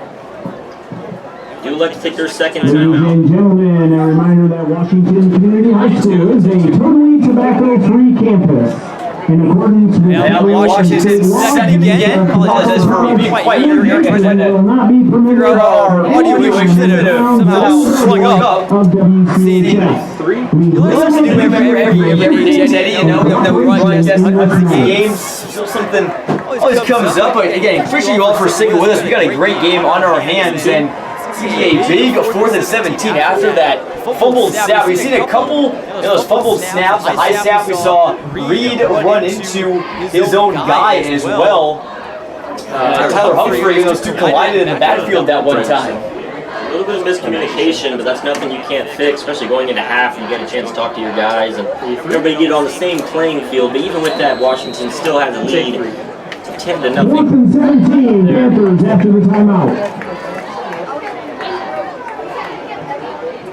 Rebner's back for the Redbirds. That punt is way out of bounds. Now it nearly hit the cheerleaders, Eddie. So we'll see where the refs spot this. The cheerleaders are at about the 20-yard line. They're going to say it goes out at about the 25. So Spotted at the 25-yard line. I mentioned like earlier with the kick return, you see a lot of those. So I guess positive with this one is no chance of return. With a minute and 6 left. You can see how Washington plays this. They've been pretty run heavy, even without it working too well for them because of the Washington D-line has played so well. Might see a little bit more throws on this last drive with the first. And you see here it's listed, I'm sorry, ready 3, take 3. See how it's listed as WMBD 3 and 4? Those are separate in there, but we're going to run them back to back. 1st and 10, Metamora's got a minute and 6. Reach the end zone, and that play not going to get it much closer. Short run there by Kyle. Stop by 52, Noah Bell. Yeah, I've not seen hardly any of Jalen Ray the ball from Metamora tonight. Teddy, that's a big storyline this first half. He's feeling all right. We saw him on the field a bit today, but not much running the football. Really haven't, and that's something that I'm sure a lot of the Metamora fans and just Metamora in general, he's part of their game planning. He's a big part of their team, and I haven't seen him so far yet today. All the way to the outside there, gain of a couple. Number 1 on the Not much going. 24.8 seconds left here in the first half. On this last drive. On the play, 3rd and 8, Metamora. Trying to make the man miss on the swings, I'm not sure. Is he on the field? Down to 24.8. 3rd and 8 here for the Redbirds at about their own 25. Oh, that's fine. Please stop talking. Another handoff by Metamora.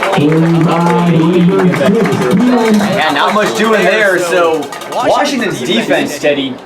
Big storyline this first half. That front seven has just been very sound again, led by Reno, Bell, Hoffman, and Smith. Front 4, then the linebackers, Quinn, They've all had a great game so far. Washington's run support has been phenomenal. But it's really kind of not necessarily easy for them, but it seems like Metamora just completely abandoned the throw game after that interception. A couple here and there, but overall not exactly what we were expecting. A little predictable for the Panthers to be able to play defense. Take 2. 4th and 8, Metamora will probably punt this away. Washington, maybe a good return, maybe the punt's not great. You could send out Miller for a long field goal. I mean, his range is about 50, maybe even a little more than 50 yards. So if you're Metamora, or if you're Washington, you only need to get to maybe about the, say, 35-yard line before you have a chance to possibly put up 3 more. Just got A.J. Jones back there to return. He hasn't gotten a proper chance so far. He will elect for the fair catch right about the 15 by 1 A.J. Jones just inside midfield. 13 seconds left. Good for 2, maybe 3 plays. Here's how of this first half. And then Kayla, I'll have you stay on just to get shots and stuff, so we can get around. And then during the second half, or halftime, flip, and I'll have Ben go back out there and give him a couple of shots. Coach Todd Stevens sends his guys out. We got a little bit of a plan here with 13 seconds remaining. Now it result there, Metamora 49 rather. So again, just need about 14 or so yards, maybe even less. Humphrey will pass, sends his guys out, looking in Jones' direction, had Johnson, but just couldn't quite get it there. Nice out one there with a 6'4" wideout, but all just died out there about the 38 or so. Trying to make a play. Still 2nd and 10. 6.9 seconds remain. Enough for a play, maybe 2. Take 2. At 6.9, you can maybe have a quick hitter out to the sidelines potentially.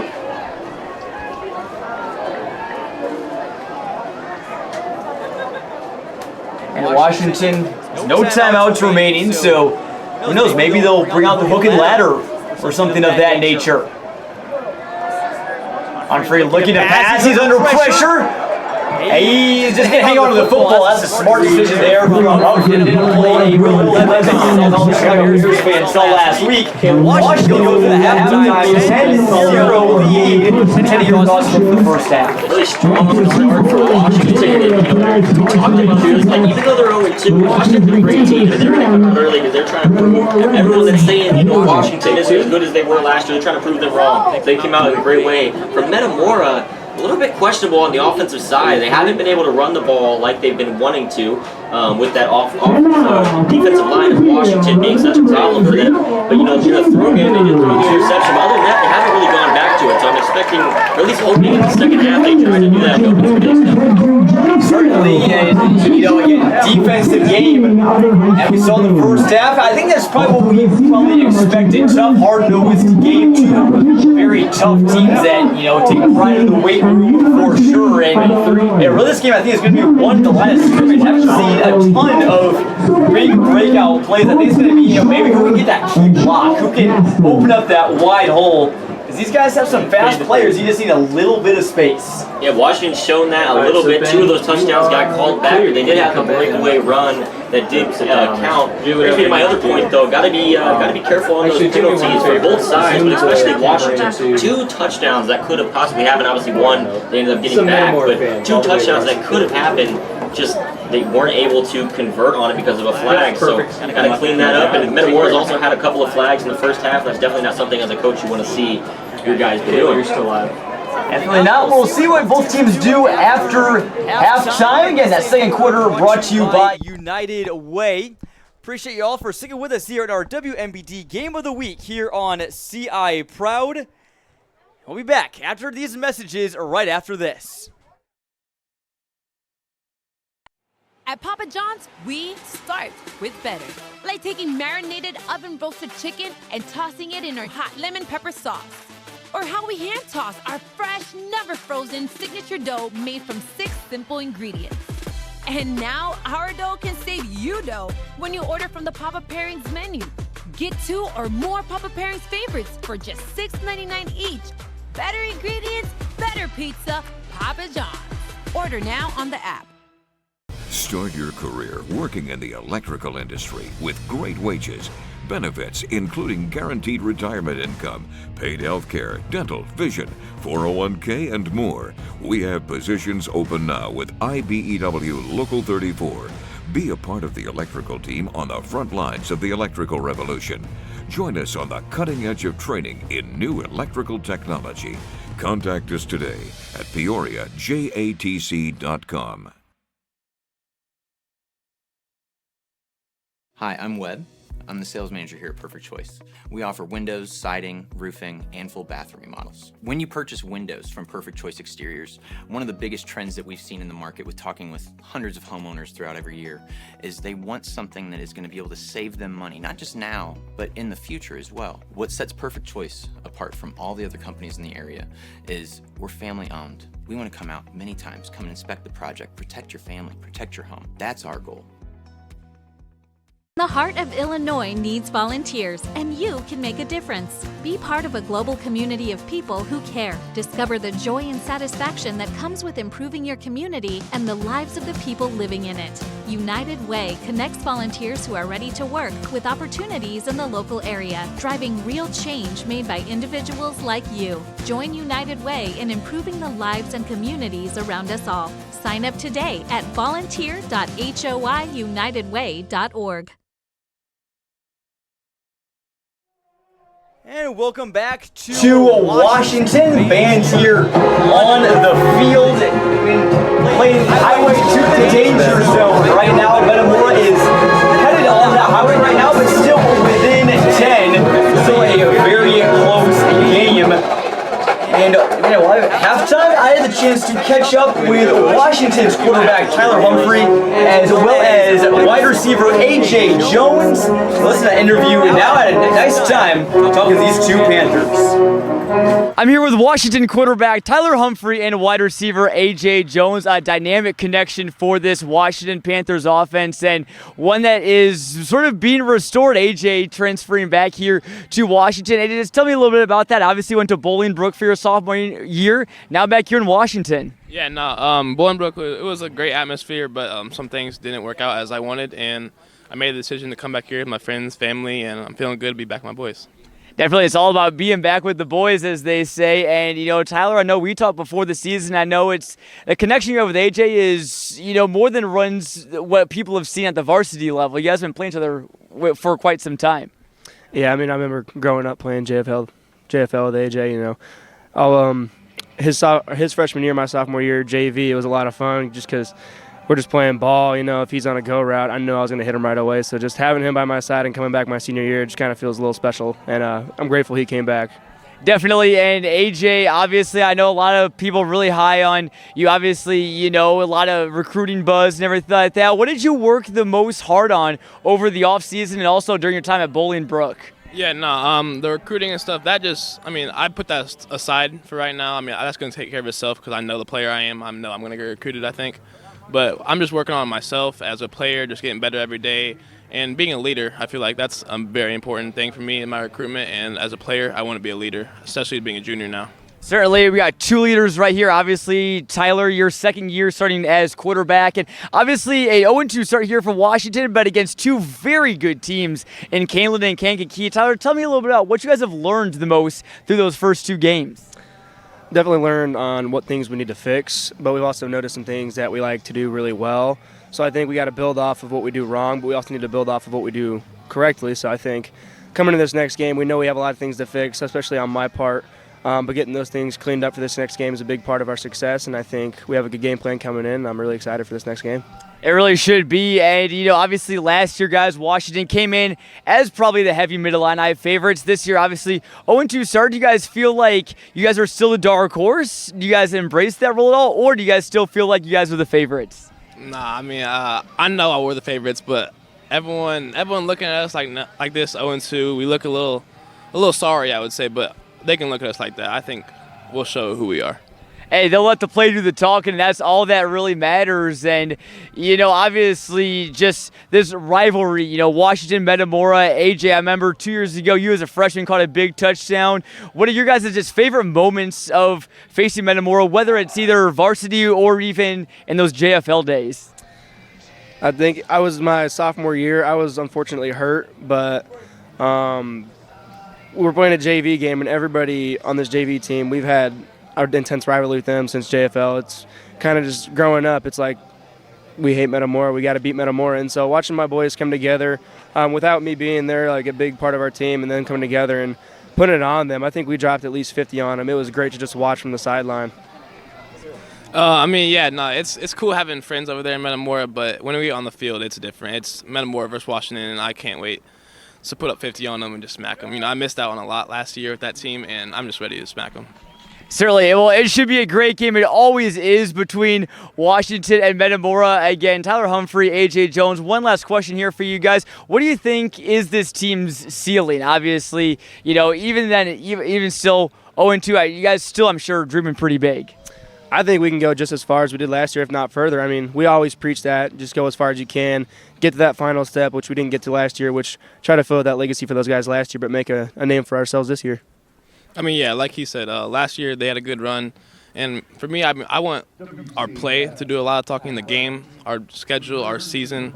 I think that's going to do a lot of talking for our team. So, I mean, I think, like, our ceiling, I don't think we have one. So, I'll give you that. Hey, wise words right there from A.J. Jones. You can never count out the Panthers again. You can never count out Tyler Humphrey and A.J. Jones either. A dynamic duo again at quarterback and wide receiver. Guys, back to you up in the booth.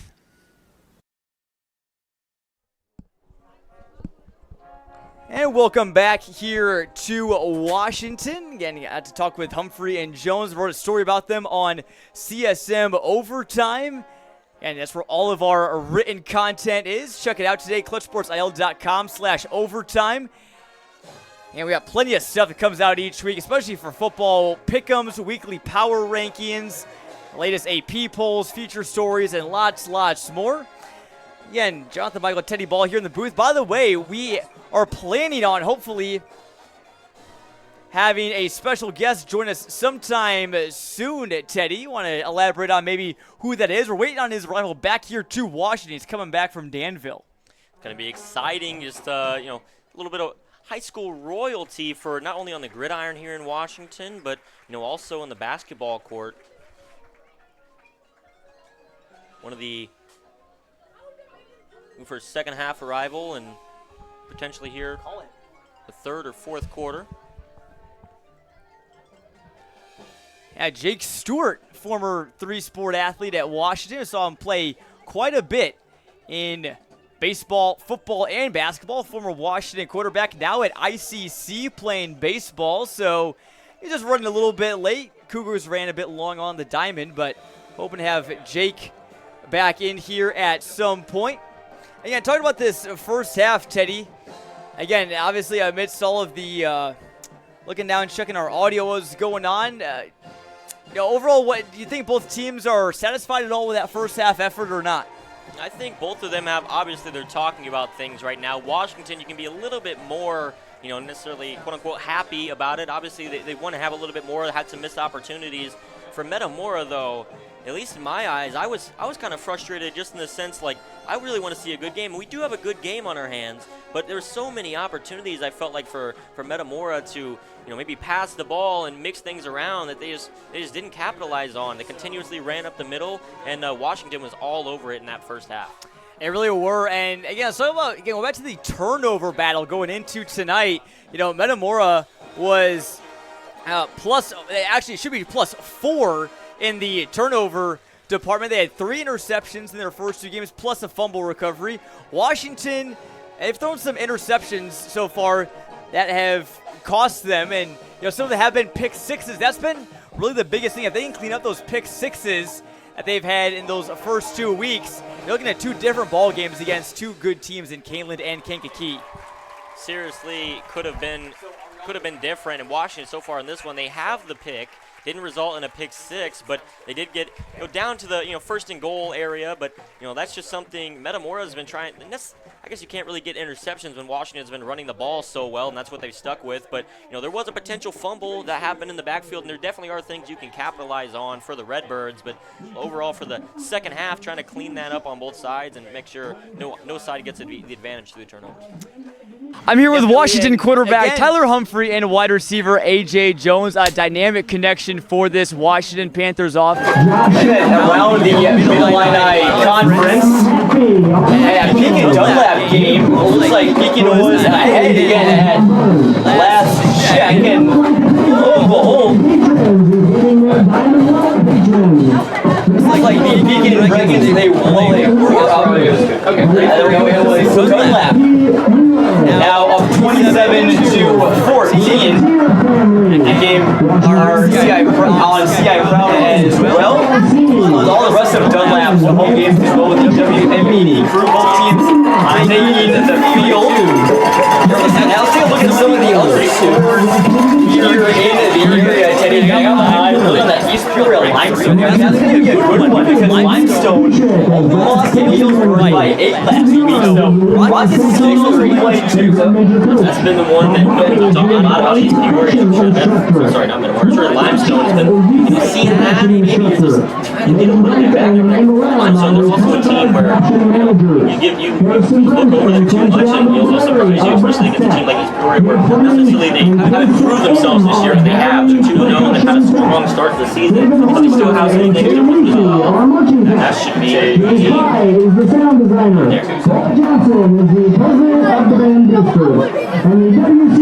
Might be wrong, actually. PK actually may be up on Dunlap. We have good friend of ours there who said that PK was up, then said that Dunlap was up, then said that PK was back up 27-14. So we'll try and clarify that again. How about this, Teddy? Peoria High and Morris, two great teams in Class 5A. Morris leading 28-26 in the second quarter. Eureka all over T-Mac in our small town throwdown, 33-0. Normal UI at 41-0 on Decatur MacArthur. El Paso Grizzly up 21-0 on Lexington. Tremont 7-0 over Clinton in the first quarter. BCC and Paxton Buckley load up, all tied up at 14. Bloomington up 20-0 on Emmanuel. IVC down big to Tolono Unity. And Olympia in a close battle with Pittsfield, 30-26. Morton 33-0 over Canton. And Pekin is in fact ahead, 27-14. So that has been confirmed. How about that? That is a statement of a half. For the Pekin Dragons, East Peoria, 31-13 on Limestone. That really is, like, not necessarily surprising, but it's great to hear. They kind of just interchanged. Because they're like this right now. Taking the last couple years. Dunlap last season was one of the better teams in the Mid-Illini. Obviously, top of the Mid-Illini just a couple years ago, and really expected to have it. Still got a little time for Dunlap to fight back, but so far, Dunlap 14. And what do you know, our special guest is here. Jake Stewart joins us in the booth. And now, Jake, good to see you. Thanks for coming on by. How was Danville today? It was good. The IHSA baseball team got 2 wins, so it was a successful trip. Thank you guys for having me. Glad to be here. Well, Jake, it's always a pleasure as well. It's hey, why not get some playing experience here in the booth? Obviously, you were a starting quarterback for, I gotta go back on memory, 2 years, I believe, right, for Washington. Yep. So, again, obviously, Panthers lead 17. Zip will fill you in, Jacob, what happened, as well as maybe our viewers that are just tuning in and maybe now they're not able to hear us correctly, we believe. Appreciate you all sticking with us on CIProud.com. Tell everyone that maybe was tuning in that we should be all good to go. At least it sounds like here, Washington's defense really the story of the game. And Jake, I know that's probably not a big surprise to you at all. Touchdown runs from Hunter Reed, 18 and 35 yards out, and a 32-yard field goal from Devin Miller. So Metamora's got to try and get their offense in gear, but it can't be you're a former football player, they intend you're not. One thing I'm curious about, a lot of people have been talking like that halftime adjustments are the most overrated thing ever. They're not really, there's not that much adjustment going on. What was your experience like? Was there any big sizable halftime adjustments at all? Yeah, definitely. So halftime adjustments at Washington, everyone splits up in their individual places, and our coaches do a great job of breaking down what needs to be done. And Washington's been really good at that. Halftime adjustments have been a really big thing in our program, and we'll see what goes on here in the second half, but I wouldn't be surprised if Washington comes out ready to score. Jake, certainly, go ahead, Teddy. About that. A little bit of a question. You know, when a team like Washington, where your runs or just run game in general is so strong, as a quarterback, that's not necessarily, not you specifically on this team, but you know, if your run game's having such a strong game, what's the quarterback really doing in the locker room halftime? He's just getting his guys going, just making sure everyone's ready to go. So that offensive line, 3 of those guys started my senior year. So 3 of those guys that are still on the offensive line are 3-year starters this year. So there's experience on this offensive line, and that takes a lot of pressure off of the quarterback. And I know he's a great dude, he's a great leader. So he's getting his guys going at halftime, ready to score. So. Having that trust in the guys, I guarantee that the most strong parts of not just the offensive line, but any parts being able to believe in your guys, especially for the young guys, seeing the veterans, looking up to them, plays a crucial part. You get set here for the second half.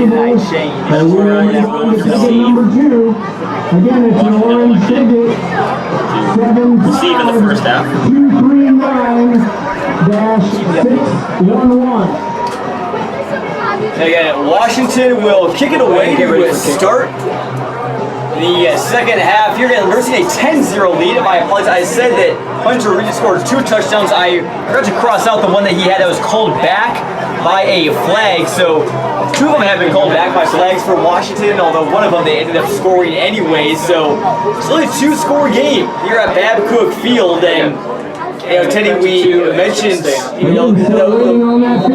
lead margin for Washington has grown each of the last 3 years. 38-point win last year. Not sure if we'll see that tonight, but you never know what's going to happen here in this second half as Devin Miller is set to kick it all away. He brought it at the 4. This one will be returned. Looks like that is Frederick out across at about the 20. So overall, sort of the same spot you normally would if you were taking the touchback anyway. Not quite the kick we've seen on Washington. It doesn't really matter how it comes out every time it's needed. It's still right at about the same spot it would have been if it was. 36, Dietrich. And we'll see what Metamora's offensive line are up against. Maybe not the story, but one to note. Haven't seen a ton of Jadon Cranford in the backfield, but that's not a problem. Metamora, you have Evan Kyle, and he's had some good runs in that first half. Take 2. Zoom in just a smidge. Some long fields for both teams here tonight. Again, try to fix this stupid audio problem. And off goes to Kyle up the gut. Not much there. At defensive line has been stout. Jake, obviously I know you are a sophomore in college, I believe. You played with any of these guys at all? Maybe you're on JV at all, but how familiar are you with some of these guys on Washington's defense right now? Yeah, very familiar. So A.J. Jones, he was a freshman my senior year. He's a big part of our team that year. Andre Lewis, played basketball with him, so a different sport, but was a teammate with that guy. Carter Prina, he was a dog for us. Noah Bell. Then you had Thomas Dietrich and those guys at linebacker that were scout guys my senior year, but man, they did a good job getting us ready in practice every day. Pass to Eden Cote is bounced off, and for a moment it looked like that one could have been picked off by Washington. There was an interception that first half, that Dietrich interception set up a short scoring field for Washington.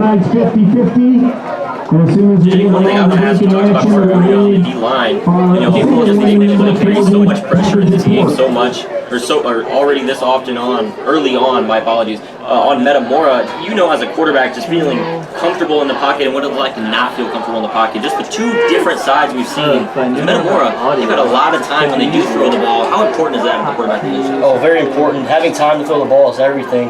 And having Carter Prina on your defense is a big thing. There goes Kyle! Metamora's going to break this one free. He's going to march 77 yards for the score. There's the punch back that the Redbirds needed. I stand corrected. Head coach Jared Grebner there talked about that again before going into the halftime part. He said, "We need to throw the ball, but we're running it out already." So I stand corrected here. They threw it up the middle, 75 yards it seemed like. So what do I know? And there was that hole we talked about, we said before halftime, it's going to come down to, who gets that big hole to run through. Metamora got it there. Credit to that offensive line, which, by the way, so very young. They have a freshman, Evan Grove, sitting at right guard. I think on that play, though, Kyle ran behind left tackle Landon Cowper and senior Owen Cleland. 32 to now we Sopko on to tack on the PAT. And is up and through, so we have a 10-7 ball game now, and just like that, Metamora right back into this game. Jake, another question. I keep asking questions, but I'm interested. We've talked about a little bit of the game itself, right? A game of football, but in terms of this rivalry, we mentioned at the start of the stream, the 5th-ranked rivalry according to NBC Sports Chicago is Metamora and Washington at the IHSA level. As a player on the Washington side, when you played Metamora, what was it like? So growing up, Washington kids, Metamora kids, it's crazy when you grow up get into sports. You don't like those guys. They're taught the same thing. I have buddies at Metamora now that I'm graduated, and those guys didn't like me. I didn't like them, and that's just how the rivalry is. That's how it's always been. It's an awesome rivalry. I would say it's the Michigan versus Ohio State of the area. Like, this is the big game. No matter how good each team is, this game's gonna matter. It certainly is, and we want everybody to come and watch our stream, but it's kind of hard as well when so many fans come to this game, you know, on the Metamora side and especially here on the home side of the Washington Panthers. It truly is one of the best rivalries in the area. It's so fun every single year. And even when Washington was up 10-0, Metamora is able to bring it right back thanks to the crowd and just the team in general. So with new life, Redbirds will kick it away. We'll see how the Panthers will respond. And, you know, Teddy, last week our game, U-High and Bloomington, we saw a very similar defensive first half, and then it really opened up the floodgates in the second half. How was that? Here's a nice return. That's Evan Deasy, a new man wearing number 2 for Washington. Almost thought it was Keon McCreary for a second. That's the new guy, Deasy. They're really high on it. He returns it out to the 36. 36-yard line. That's a good field position here for the Washington drive. Great return there. We talked about how easy it was. Not necessarily easy. It's always difficult, but it's a little bit easier at the high school level to get those big returns. And one of the bigger ones of the night so far. I wonder if the setting I have was good. Just Washington starting at the 37, one of their better field positions tonight. I know what any of this means. Metamora showing some pressure off the edge. They're going to do an end around with Jones. Thought this might be coming tonight, and he is wrapped up. Great tackle. Next shot, sitting the edge. I think that may have been Jason Pickles, the sophomore corner for Metamora. Talked to Todd Stevens this week, and he said that, you know, we're going to try and get AJ involved in the running game too, because he's just such a good athlete. There's a reason why he's back there returning. He's very fast, but I'm going to give this one to Jake. You said you played with him when he was a freshman. What do you know about AJ Jones? AJ's a worker, man. He shows up every day trying to outcompete guys. He came in as a freshman, and he knew from the start that he was going to start. Like, he knew right away that he was going to be a guy on our team and didn't let no one push him around. He came in and solidified his spot right away and did a great job for us. I know you had a long touchdown pass to A.J. Jones 2 years ago in this very same game. Run goes for short yardage there on 2nd and 11, so it'll set up a 3rd and long here for the Panthers. And 3rd and long, you never know what Washington's going to do. You know, they're almost always running squads or a running team on 1st and 2nd down. Don't see a ton of early passes for them. 3rd down though, then even on 3rd and long, they can still run the ball. We saw it still last year and here tonight as well.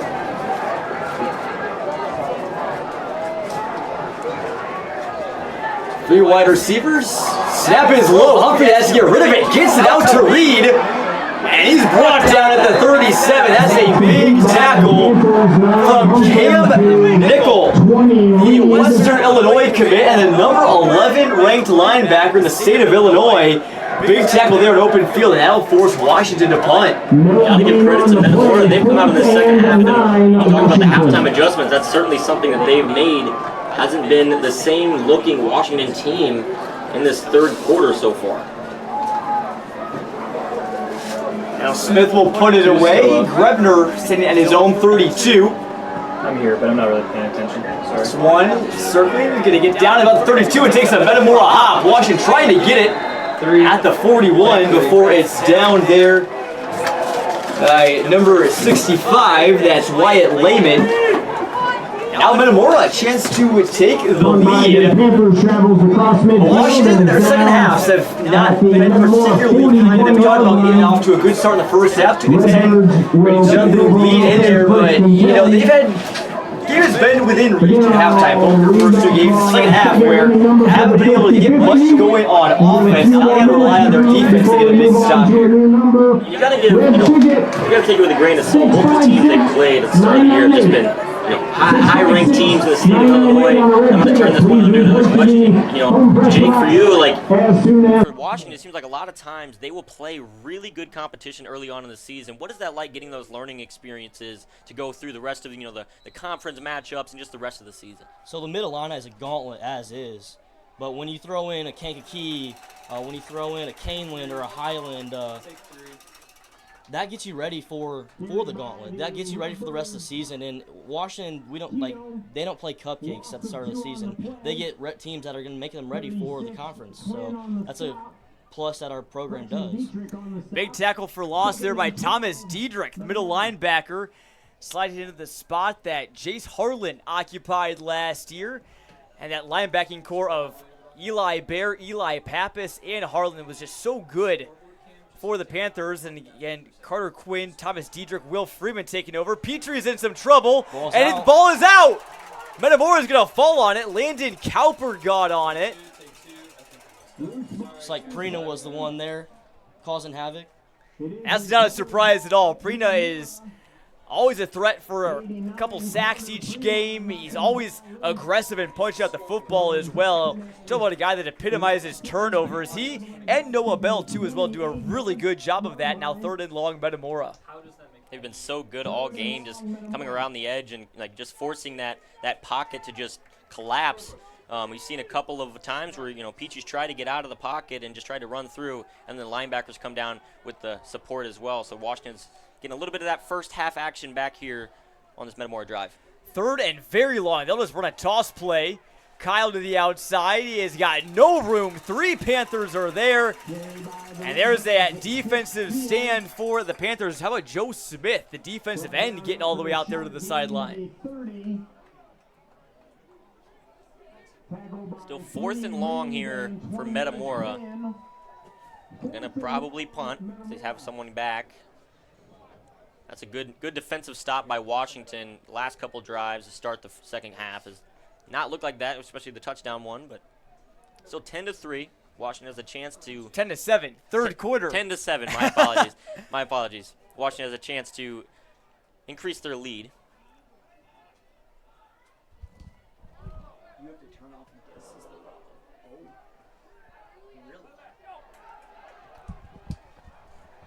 And a short return there at the 47. Not really that long of a kick. So Washington will take back over. Again, game has just flown by. 6:51 here in the 3rd.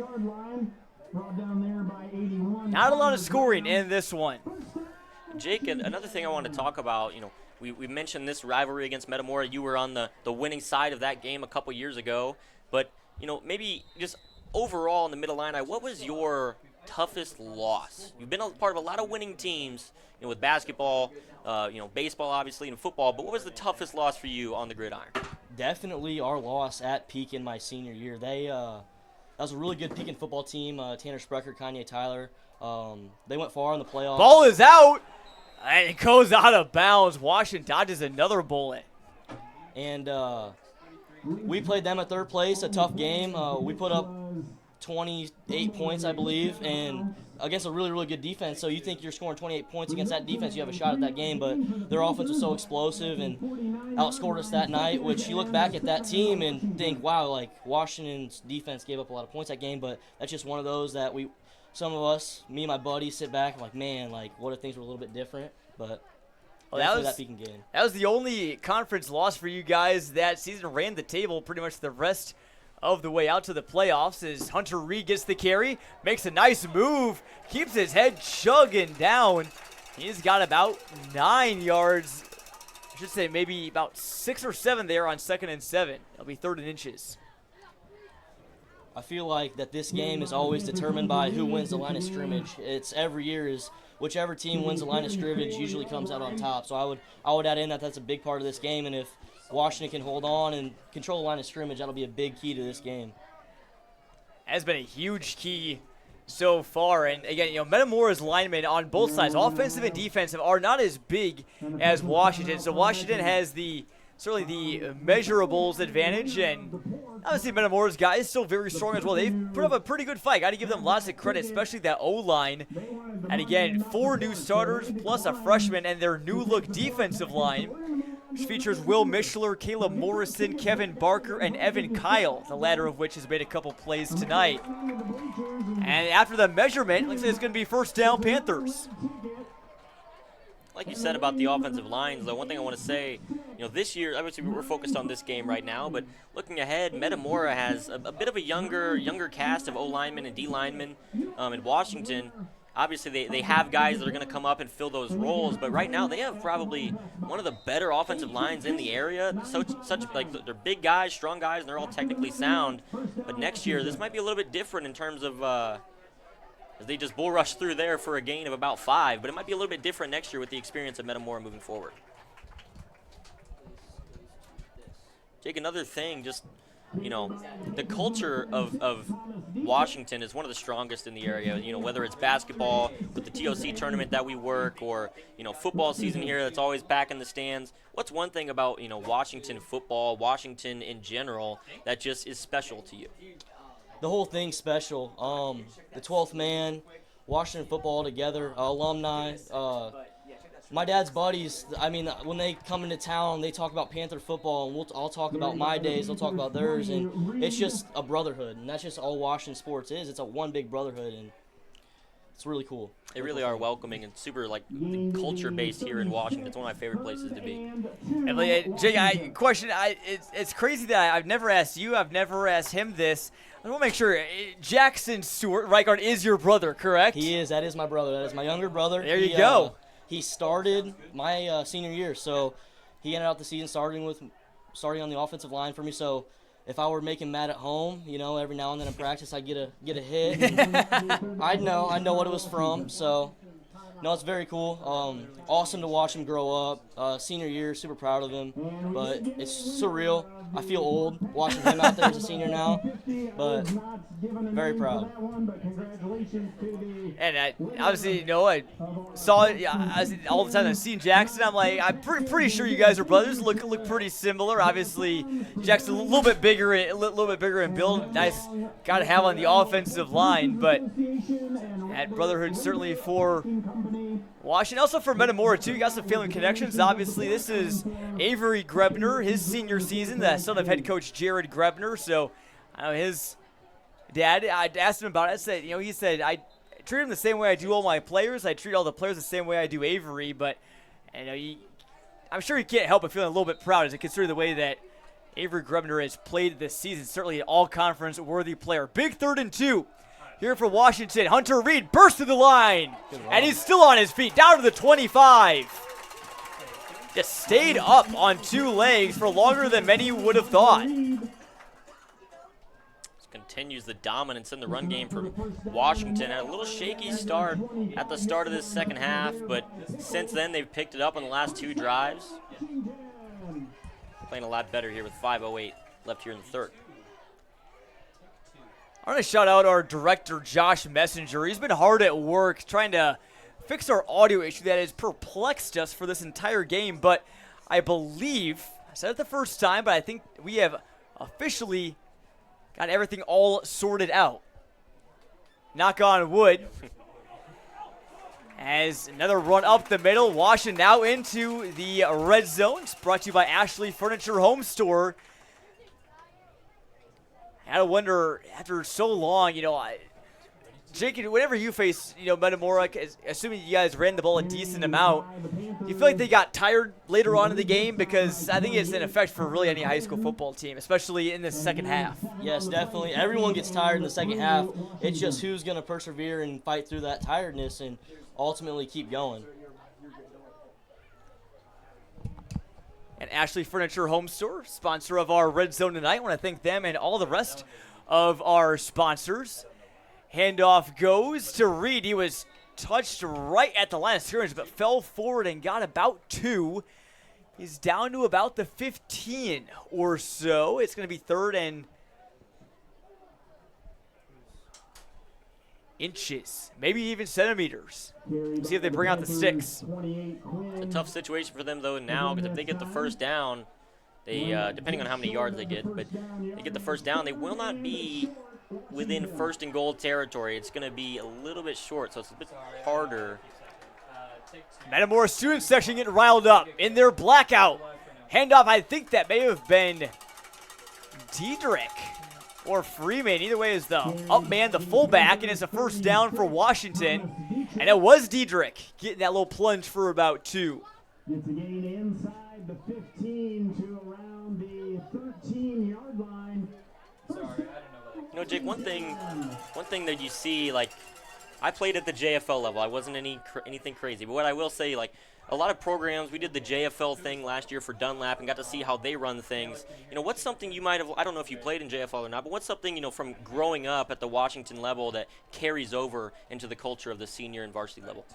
So Washington's culture, it's always been growing up, tough, nosed, run the football, and so all the levels have pretty much preached that run game heavy and then pass at times needed. So you'll see that every year. Washington's run game is usually their strong point, and every now and then when they have a quarterback that they feel should be air rated, they adjust and air raid it, but it's usually just going with the guys that they have and knowing their players. So definitely one of the best run games historically in the area. Seems like every year there's just another guy at Washington that just pops up and is an all-conference level running back, it seems like. It's almost like go over to the Big 12, Peoria High. They just churn out running backs every single year, and this year it's Tarion Pollard. Handoff goes to Reed to the right side. Metamora was ready for it, though. They brought the whole nest, and that's going to be a big TFL split up between multiple players. Gotta give credit to Metamora. They've done a lot better at stopping on the outside. We had a couple of those runs that went for touchdowns, got called back on the outside. But overall, Metamora in this second half has limited that, forced Washington to run up the middle. They're still trying to stop that because Washington's O-line is so good. But on the outside, they've done a good job of limiting.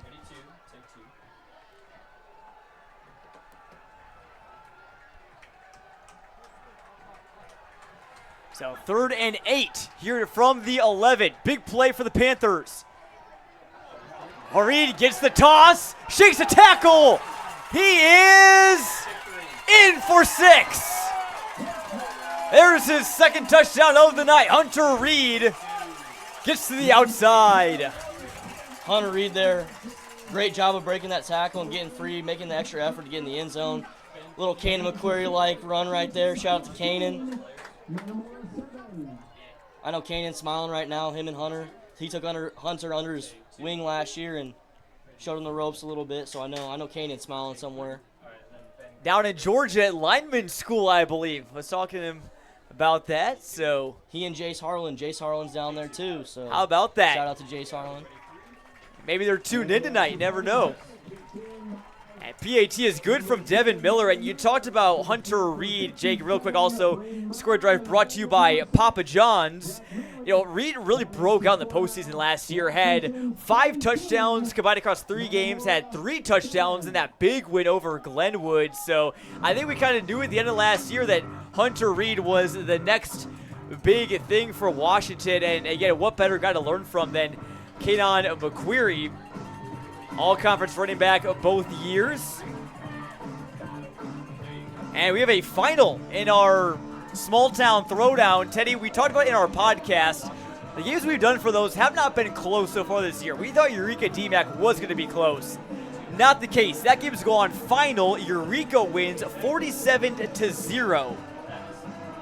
Maybe we jinxed it, John. I was really talking about how that was going to be a good game to watch out for. It was on my radar, but just jinxed it. Hopefully next week. Next week that's gonna be the week. Knock on wood. I'm knocking on wood right now. Credit to Eureka though. It's still such a strong program of the last couple years, and this year no different. Because DMAC is no team to slouch at. They have one of the better small school teams in the area. So the fact that Eureka is able to do that to a team like that, all credit to them. Well, that Hornet squad, that's a statement win because DMAC is, again, like you kind of hinted at, DMAC has won some big games this year. Both their wins by 30 or more points. Quick check on Peoria High and Morris. 34-28, Lions lead at halftime. That Pekin-Dunlap game, though, that might be the story of the area tonight. Pekin still leading 27-14 last time we checked. kick by Miller goes into the end zone. And, I think that it sort of proves, this Mid-Illini is, I think, maybe some people on certain teams may feel like it's not, but I think it really is wide open this year. Dunlap maybe hailed by some as the favorites. Washington still looked at by the favorites as some. Metamora obviously hanging very close here tonight. Pekin obviously is beating Dunlap. So I don't think we're getting many answers. I don't know if we'll have any until maybe the last 2 weeks of the season. Hey, you forgot to say the one team that everybody's talking East about Peoria. right now. East Peoria, 2-0 start. I'm not sure how they are doing right now against Limestone. But, that's a game that I'm excited to see the outcome on. Jake, I want to talk to you about that because it's something we've talked about on the podcast the last couple of weeks. And we don't mean it by any disrespect, just that the East Peoria team that, I grew up watching. Like, I went to Pekin. I saw East Peoria play a couple times. And just, since working here, it's a completely different team out there in East Peoria. They got a new coaching staff, and just they're playing with a lot of a different mentality. How important is that? Obviously you didn't go to East Peoria. You're not a student from there. But how important is a switch in coaching staff? How much can that sway things? Oh, a lot, definitely. So their whole program's changed, and it's awesome to see that former Washington quarterback Noah Burlett is actually helping out at East Peoria this year. So that's actually really cool that the coaching tree from Washington's still growing. Noah Burlett's doing a great job over there helping out their Qs, doing a great job just teaching these guys football fundamentals, and ultimately guys that care about the program, guys that want to see these other kids succeed, which shout out to Noah Burlett, doing a great job over there at East Peoria.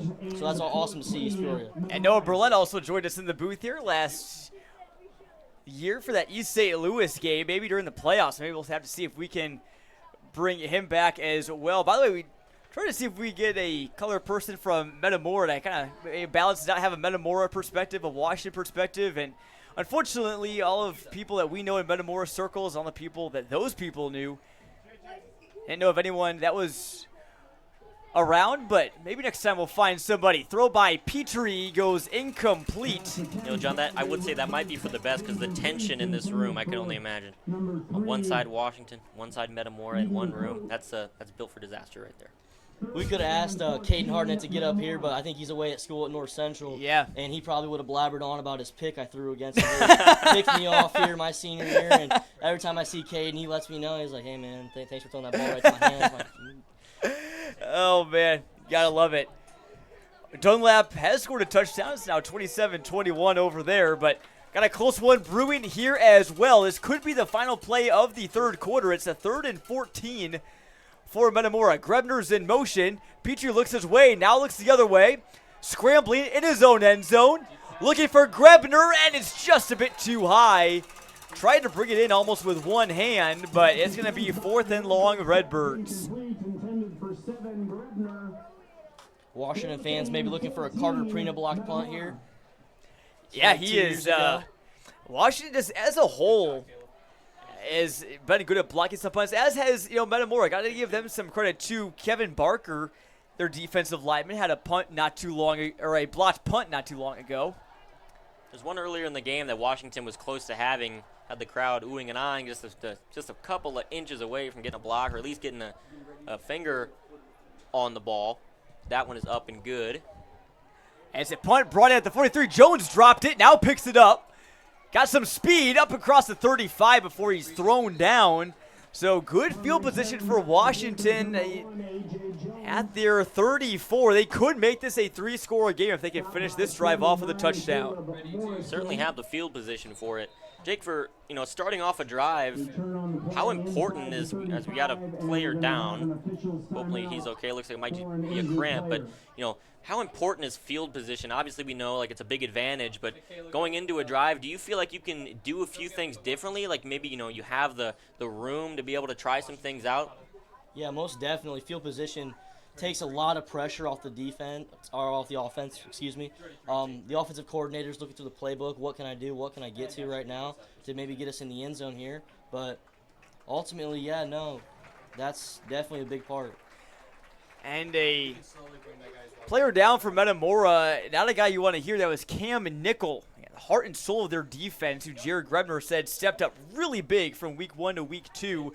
Came up a little sore. He is able to eventually put weight on his foot, so that is a good sign to see a senior linebacker for the Redbirds. I will add on the field position. Washington's been blessed with great kickers, great punters the past couple years. Paul Spohr, Mitch Coughlin, Joe Smith now. So having those guys on your side is awesome. You see it with the Bears now. The Bears drafted a punter in, the 4th round or something crazy like that. So having a good punter on your side is definitely a weapon to utilize. It certainly is. This will be the last play of the first quarter. Reed bursts up the middle for the first down and more. Down to the 15, a pickup of nearly 20. Huge play by Washington there. Been kind of picking away the last couple runs. You just like a couple here, a couple there, able to move the chains a little bit. Obviously, get the the good field position with the punt, but just like that, Washington's able to push it right back in the red zone and set up a potential scoring threat here. Shaped up to be a great finish here at Babcook Field. That third quarter brought to you by Peoria Production Solutions. It's Redbirds 7, Panthers 17. Washington looking for their 4th straight win in the rivalry. Right back after this on CIProud.com. The Jansen Law Center, representing Illinois injury victims for over 40 years. You're involved in a serious auto crash. The insurance company isn't even fair with you concerning your motor vehicle. Do you think they're going to be fair with you with regard to your serious injuries? Contact the Jansen Law Center. J. Jansen. One name says it all. Hi, we're John and Kristen Taylor, owners of Jolliffe Glass. Have a cracked windshield? Make Jolliffe Glass your first call. We will handle the rest. Jolliffe Glass, we're the quality folks. I know that buying and selling in today's real estate market, it can be stressful. I've been guaranteeing home sales since 2007. Call Adam Merrick Real Estate and I'll take the stress out of your next move. I'll have an offer to you in 48 hours, guaranteed. And welcome back to Washington. Panthers in the red zone, brought to you by Ashley Furniture Home Store. First and 10 from the Metamora 15. Reed gets the carry, breaks the tackle, and with more, he's still on his feet. Reed has got the hat trick, and Washington leads by 3 possessions. Now Washington really turning it on, and that field goal earlier in the game is starting to really show importance. A lot of teams don't kick field goal at the IHSA level, but now instead of a 2-score lead, 2 touchdowns, makes it just a little bit harder with that field goal. Lining up for the PAT to potentially make it 24-7 with 11 minutes to go here in the 4th quarter. It's kicked to make it a 3-score game. It is up and it is through for Miller. That is huge for Washington. Teddy, interesting stat coming into this game. Metamora had not allowed a second-half point at all yet this season before tonight, and now it's been Washington that is taking the second half, not by storm, but they've won it 14-0 so far, and that is just so huge considering how both these teams have performed in the second half so far this season. It really is, and being able to elevate in the the 3rd and 4th frame of the game is so important. Obviously the first quarter, second quarter have their purpose as well. You're getting ready for the game, you're getting situated, but the 3rd quarter, 4th quarter, that's where the real game begins, and Washington so far has elevated it, and that's why they're leading by 3 scores now. Again, Panthers looking for their 4th straight win in the rivalry and 7th in their last 8 years. The last time Metamora won back-to-back games in the rivalry was 2012 and 2011. They also won it back in 2010. But, even regardless of the result tonight, again, Metamora is still very much in this game. Lots of time left to play. Redbirds are still going to be a very, very good team, as they are every year in the Mid-Illini. I think for them it's just being a team that is near the top of the Mid-Illini and not kind of lurking in the back. But both these teams, again, so historic. They're the grandfathers of the game. You could say Washington, 101st season for them. Look at, they've had 946 games in their history. Metamora, this is their 799th game. So next week will be game number 800 for them, and both teams have the same amount of playoff appearances with 36. Kind of a pretty cool fact. I don't remember exactly what you said, but didn't you say that both of these teams have more wins than 11 NFL programs as well? They do. They That do. is insane. They do indeed, and it's crazy to think because NFL season is nearly twice as long as a high school regular season. Obviously, Metamora's made lots of deep playoff runs to kind of help compensate for that. And Redbirds, the team that always in the playoffs, seem to really play their best football. We've seen it the last couple years. We were there against their playoff game against MacArthur last season. Played a great game there, won that game pretty handily.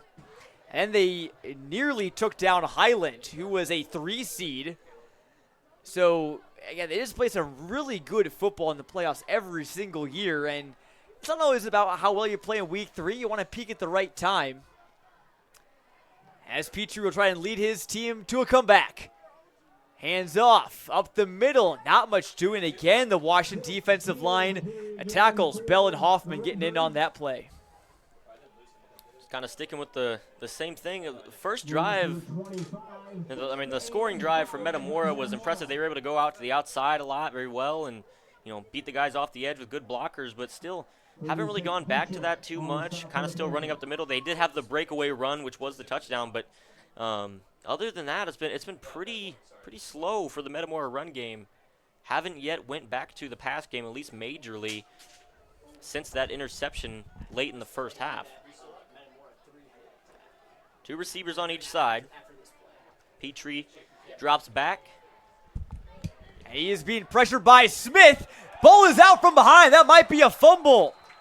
Not sure if his ball is going forward, but I think the ball went out of bounds before Washington could fall on it.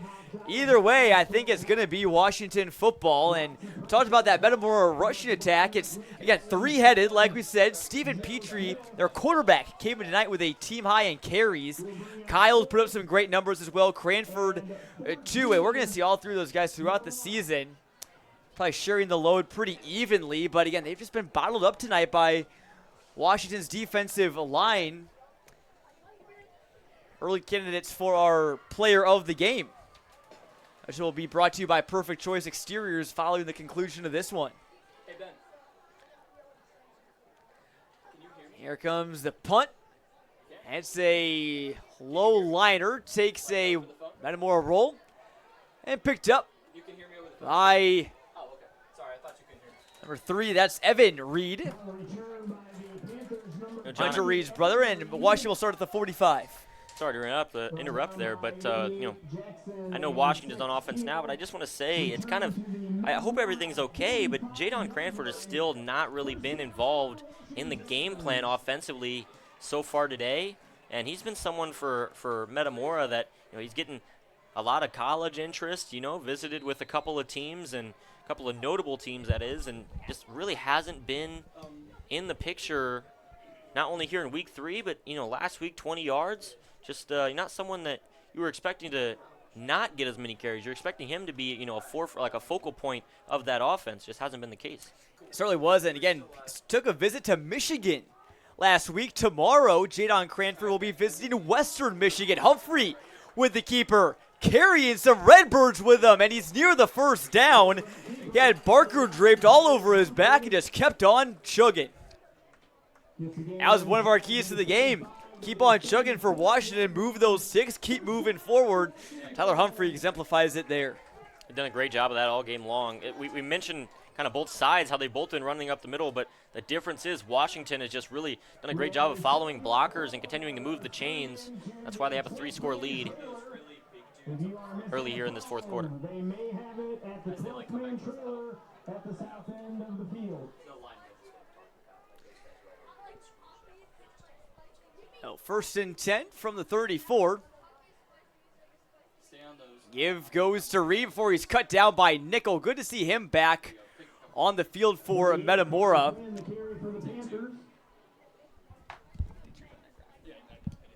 And you guys saw it there just a second ago. We'll see it again here. Washington's big boys tipping the scales in their favor. And look at their offensive lineman size compared to the Redbirds' average defensive lineman size.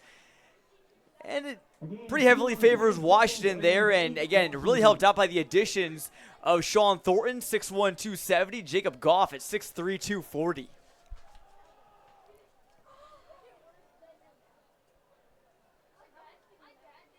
I formation here. Hands it off yet again up the middle. Breaks free a little bit. Moves the chains at the very least, and it looks like a flag is down right where the run has stopped. Comes in at the end of the play after the run by 20 Reed. Down to about the 25. Again, Washington here can just kind of take up some clock. First downs are probably more valuable to you right now than touchdowns.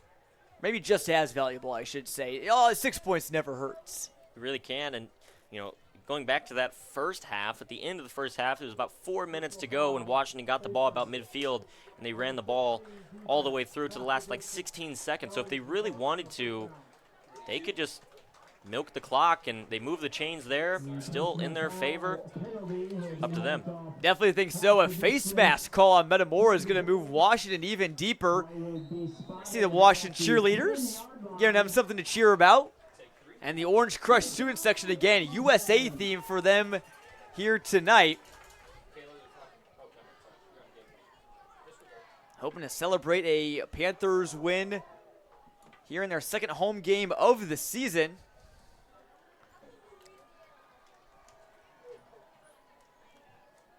Now Washington in the red zone. 1st and 10 at the 11 and in no hurry at all. Play clock is down inside 10. Now they'll get set. Freeman in at fullback.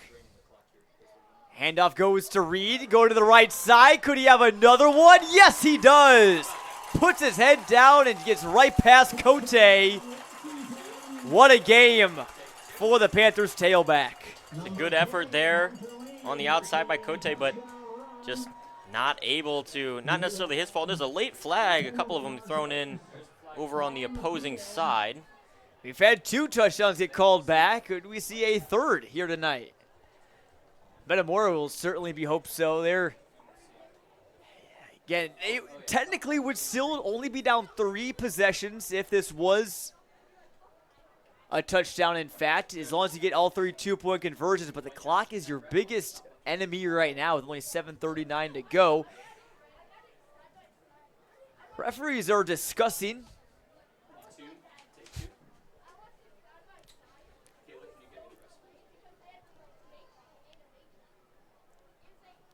While they're doing that, we'll check in on, again, that Pekin Dunlap game. By the way, Morton is all over Canton. It's a little surprise, 40-0. Got a personal foul on the defense. Unsportsmanlike conduct on the offense. A personal foul on Metamora, a unsportsmanlike conduct on offense, but it was after the play, so the play will stand. It will go as an 11-yard touchdown for Hunter Reed, his 4th of the night. Both sides with the penalty there, they offset, and the touchdown stands. But now with this extra point attempt, chance to make it 31-7 for the hometown Washington Panthers. East Peoria up 34-20 on Limestones. That's still a game in the 3rd quarter. Pekin 27-21, still leading the Dunlap Eagles right now.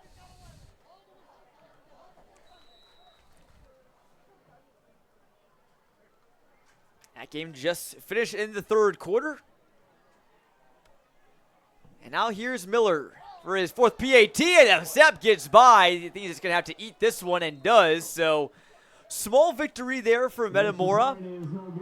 But again, defense gave up that touchdown, and this is about one of the best offenses that they've seen so far this season. Not to take away anything from Sterling or LaSalle Peru, but, facing the Washington Panthers every year is just a different animal. They're just so physical every single year. And, we talk about the run game and we talk about, the O-linemen and stuff, but it's not just that those guys just appear.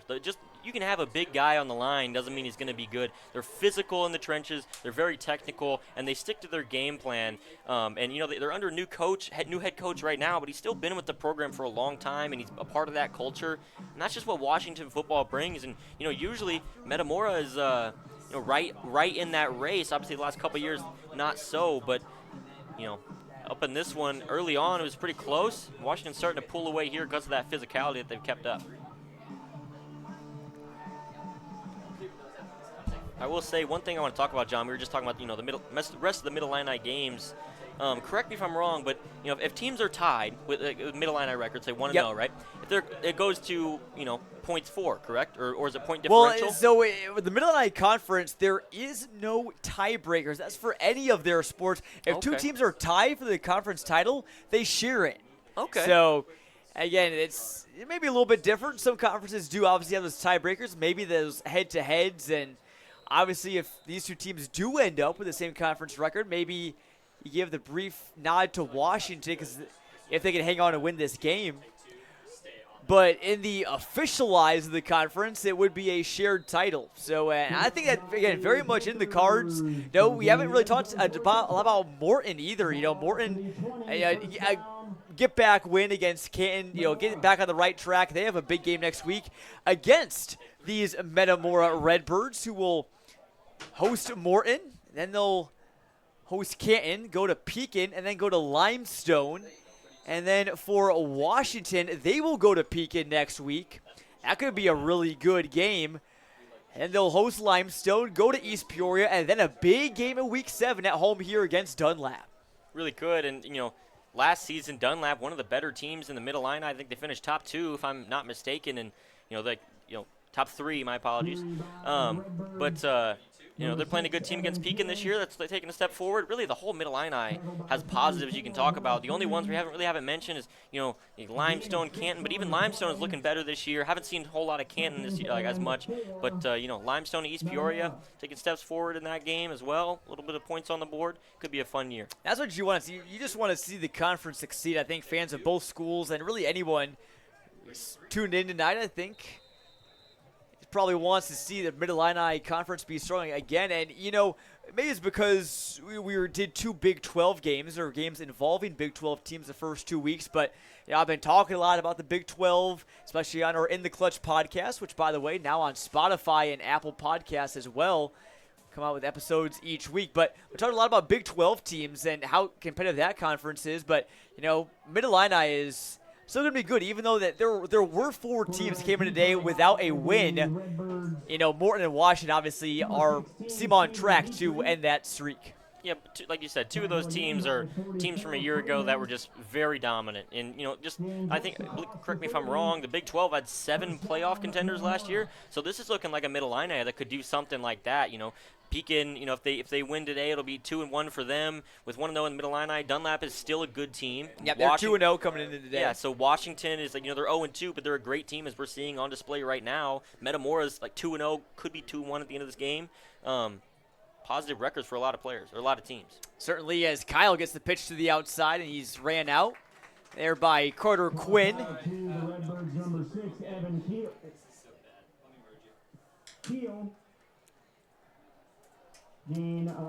Again, just haven't really seen a ton of big plays from Metamora, aside from that 77-yard touchdown run that Kyle had to early in that third quarter. It was 10-0 at halftime. Kyle's touchdown made it 10-7, and since then it's been a 20-zip run for Washington. All touchdowns coming from Hunter Reed, their senior running back. Handoff. Again, not much doing there for Kyle. Looks like that time it was brought down, looked like by Carter Prina. Looked like Kyle there was trying to look for a lane up the middle and just got closed. Could have bounced to the outside, but good play there by Washington, able to swarm around. So 3rd and 6 here for Metamora.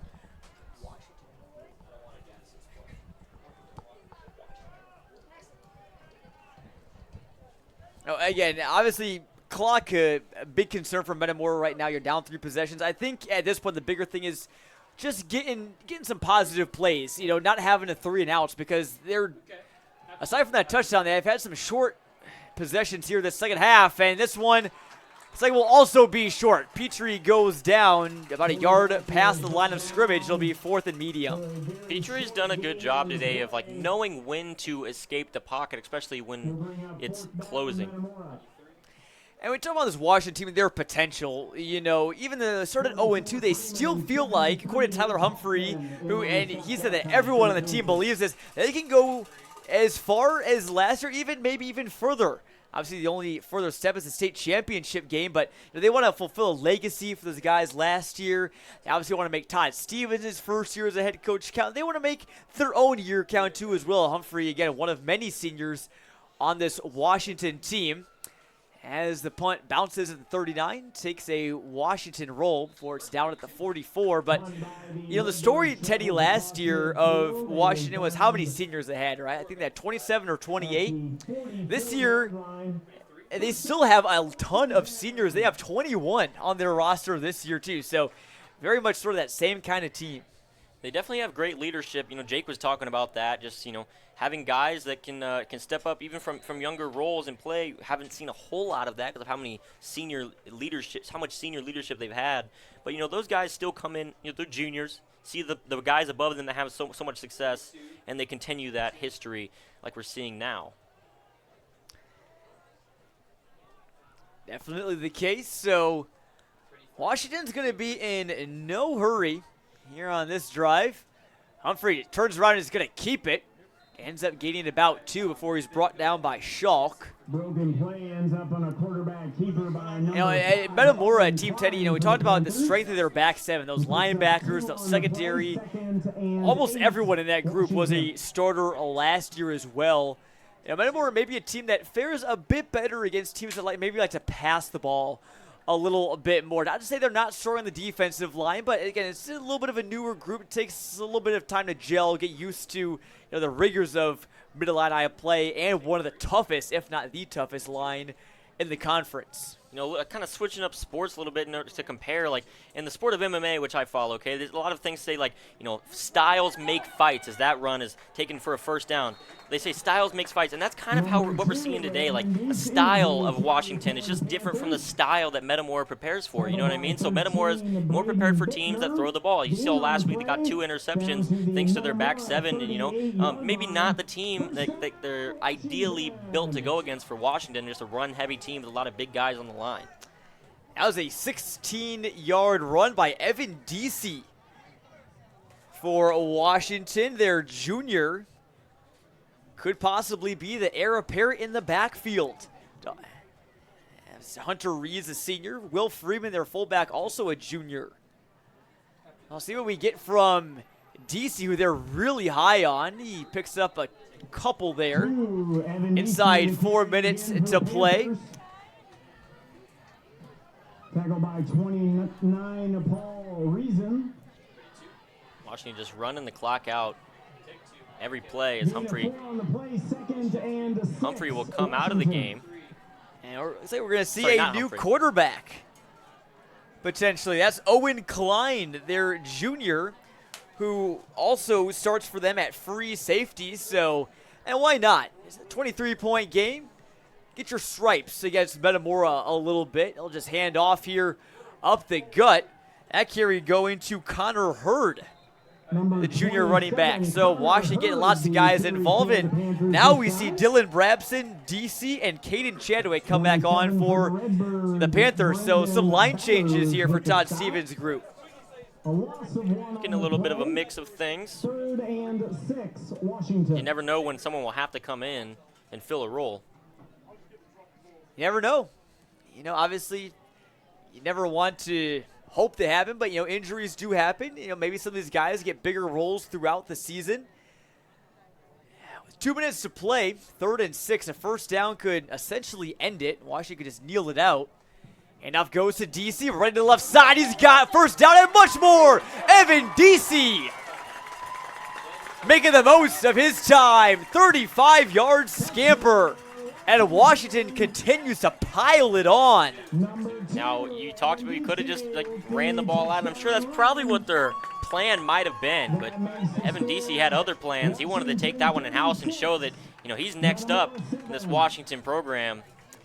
Now kind of the cherry on top for the Panthers in this one is they now lead 36-7 with a chance to make it 37. That is, and Washington. I don't think many people on their sidelines, especially DC, were just saying, oh, we'll take the first down and then go down. And you have the open lane for a touchdown in a rivalry game. You're going to take it every single day of the week. So Chicken makes it 37-7. And Teddy boy, we thought that this game was going to be one of the closer ones we've seen over the last couple years. And Washington proved us wrong. Not the case tonight. I did talk about it on the podcast this week of how I expected Washington to really bring the energy, because they know when they practice and when they're getting ready for games, they know how good they are, okay? But when, the media, we're guilty of this, okay? When we see, Washington 0-2, what? Washington's 0-2, they're such a good team. And then people start to think about it. Maybe, or was Washington not the same as they were last year? And then they come out in a game like this, play Metamora as well as they have, and completely flip the script and tell them, hey, we're still here. We're still in this Mid-Illini race. And it's only just beginning for them. Yeah, certainly. Again, you always try not to overreact too much. I know so much of, a lot of media coverage, especially for the big networks or, bigger outlets, overreactions, and everything. And you never want to get involved with that too much. So, I never, even though I knew Washington was 0-2, obviously you lose a lot of key guys from last year. Maybe early on, maybe not quite as hot as they came out, but still have that same talent. And that's what I've tried to tell people as well, is this Washington team is still very good. Even before the season, a lot of people were saying Dunlap's going to win the Mid-Illini. They got a bunch of good guys, and Dunlap's a great team. Don't get me wrong. By the way, they just tied it up with Pekin in the fourth quarter. That is going to be a good finish over there in Dunlap. But, you just can never, ever count out Washington. And same with Metamora, too. This is going to get a lot of fire under them. They're going to come really fired up. They're going to learn a lot from this loss, just like Washington did the first 2 weeks, ahead of a big game against Morton next week. Truly, like I said earlier on the broadcast, I feel like you learn more from a loss. Like, yes, you can take things from a win, obviously, but when things don't work out a certain way, that's when you just completely hit the reset button. You're like, all right, what went wrong? How do we go over it? And you got a whole week to prepare, especially against a good opponent like Morton, who won this week. Yeah, Morton up big on Canton tonight. That game probably close to going final. And we'll get look at some scores from around the area. Yeah, Morton up 53-7 against Canton. Peoria High now down 42-34. Out Olympia squeaks out a win over Pittsfield on the edges of our coverage area, 43-34. Bloomington 41-8 over Manual. Bloomington Central Catholic and Paxton Buckley Loda are in overtime. PBL leading 22-21. Means that maybe they won that game. We don't know. And after that last play, Metamora does take a knee. They're going to run the clock out and end this one a little early. Fans are heading for the exits here on Washington side, and they will go home happy. The battle on the blacktop stays with the team in black. Washington makes a second half statement and runs away with a 37-7 victory. Again, 27 straight points to end this game after that long touchdown run from Kyle, Metamora's only score of the night. You got to give credit to Washington. They played phenomenally all day long. But as well, like I said a couple of minutes ago, it's really just not an ideal matchup for the way this Metamora team is built. No excuses for them. Obviously, they didn't win today, and obviously I'm sure they would love to. But give credit where credit's due. Like, Washington played great all the way through, ran the ball phenomenally, and that's why they come out today on top. Certainly, we'll have more post-game wrap-up coverage here from Babcook Field. Washington, your winner tonight, 37-7. Right back after these messages on CIProud.com. The Bob Grimm way starts with us. The Bob Grimm experience, what I like is that, you put customers first, make sure we meet every expectation, and make a long-lasting relationship with them so that, they know that we're here for them and for their friends and family. Don't try to put someone in a car that is not going to work for them. If you don't have what they want, try to get it, the proper vehicle. Again, just treat people the way you'd want to be treated, and a fair deal. That's the Bob Grimm way. Jalen Milroe in 4th-ranked Alabama take on Wisconsin. Watch out! Big noon Saturday, only on Fox. Sponsored locally by Sunflower Real Estate Group. Central Illinois weather never sleeps. It always keeps us on our toes. Your local weather authority works around the clock to keep you safe. So you can get back to enjoying time with your family, friends, and your furry buddies stress-free. WMBD, your local weather authority. Welcome back here to Babcook Field. The Panthers, a victorious huddle for them. And how about that? Todd Stevens, his first win as a head coach in Washington. That's got to feel good for him. He knew it was going to be coming, and he really wanted to get it against Metamora. That is a big feather in his cap. Our perfect choice exteriors player of the game, Teddy. We talked about it. It could be a lot of guys, but ultimately Hunter Reed, the big choice with 4 touchdowns here tonight. Absolutely, he had a monster game, and I didn't really realize that he had 4 touchdowns, or else I would have said someone else. But 4 touchdowns on the day, that's truly impressive. He had a great, like, just getting yards in general, but overall he finished pretty well. And, maybe give out some honorable mentions. You talked about Carter Prida. You mentioned him as a possible candidate.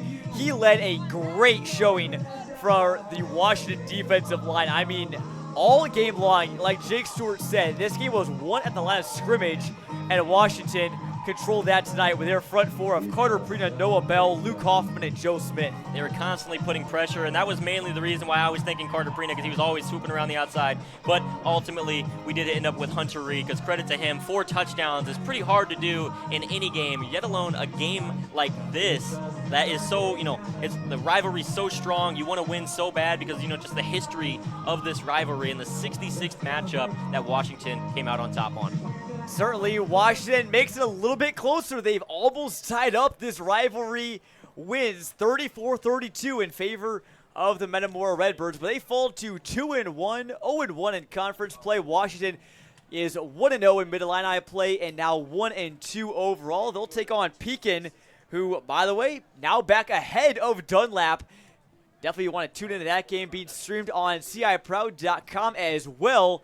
So head over, check out our friends at WMBD putting on that stream. And as for where we're going to be next week, looking at a couple of games, our plans, maybe Morton Metamora, maybe Pekin Washington, depending on how the turnout of that Dunlap game goes. But again, Mid-Illini is just heating up, Teddy. It truly is, and we've talked over the break, talked in the game, talked throughout the week of just how exciting this Mid-Illini conference is. We talked about the Big 12 last year with 7 playoff contenders, and the Mid-Illini truly could be. It's super early in the season, so I don't want to say anything and mess it up, but at this point in the season, it's looking like we could have a ton of playoff teams just in the Mid-Illini alone.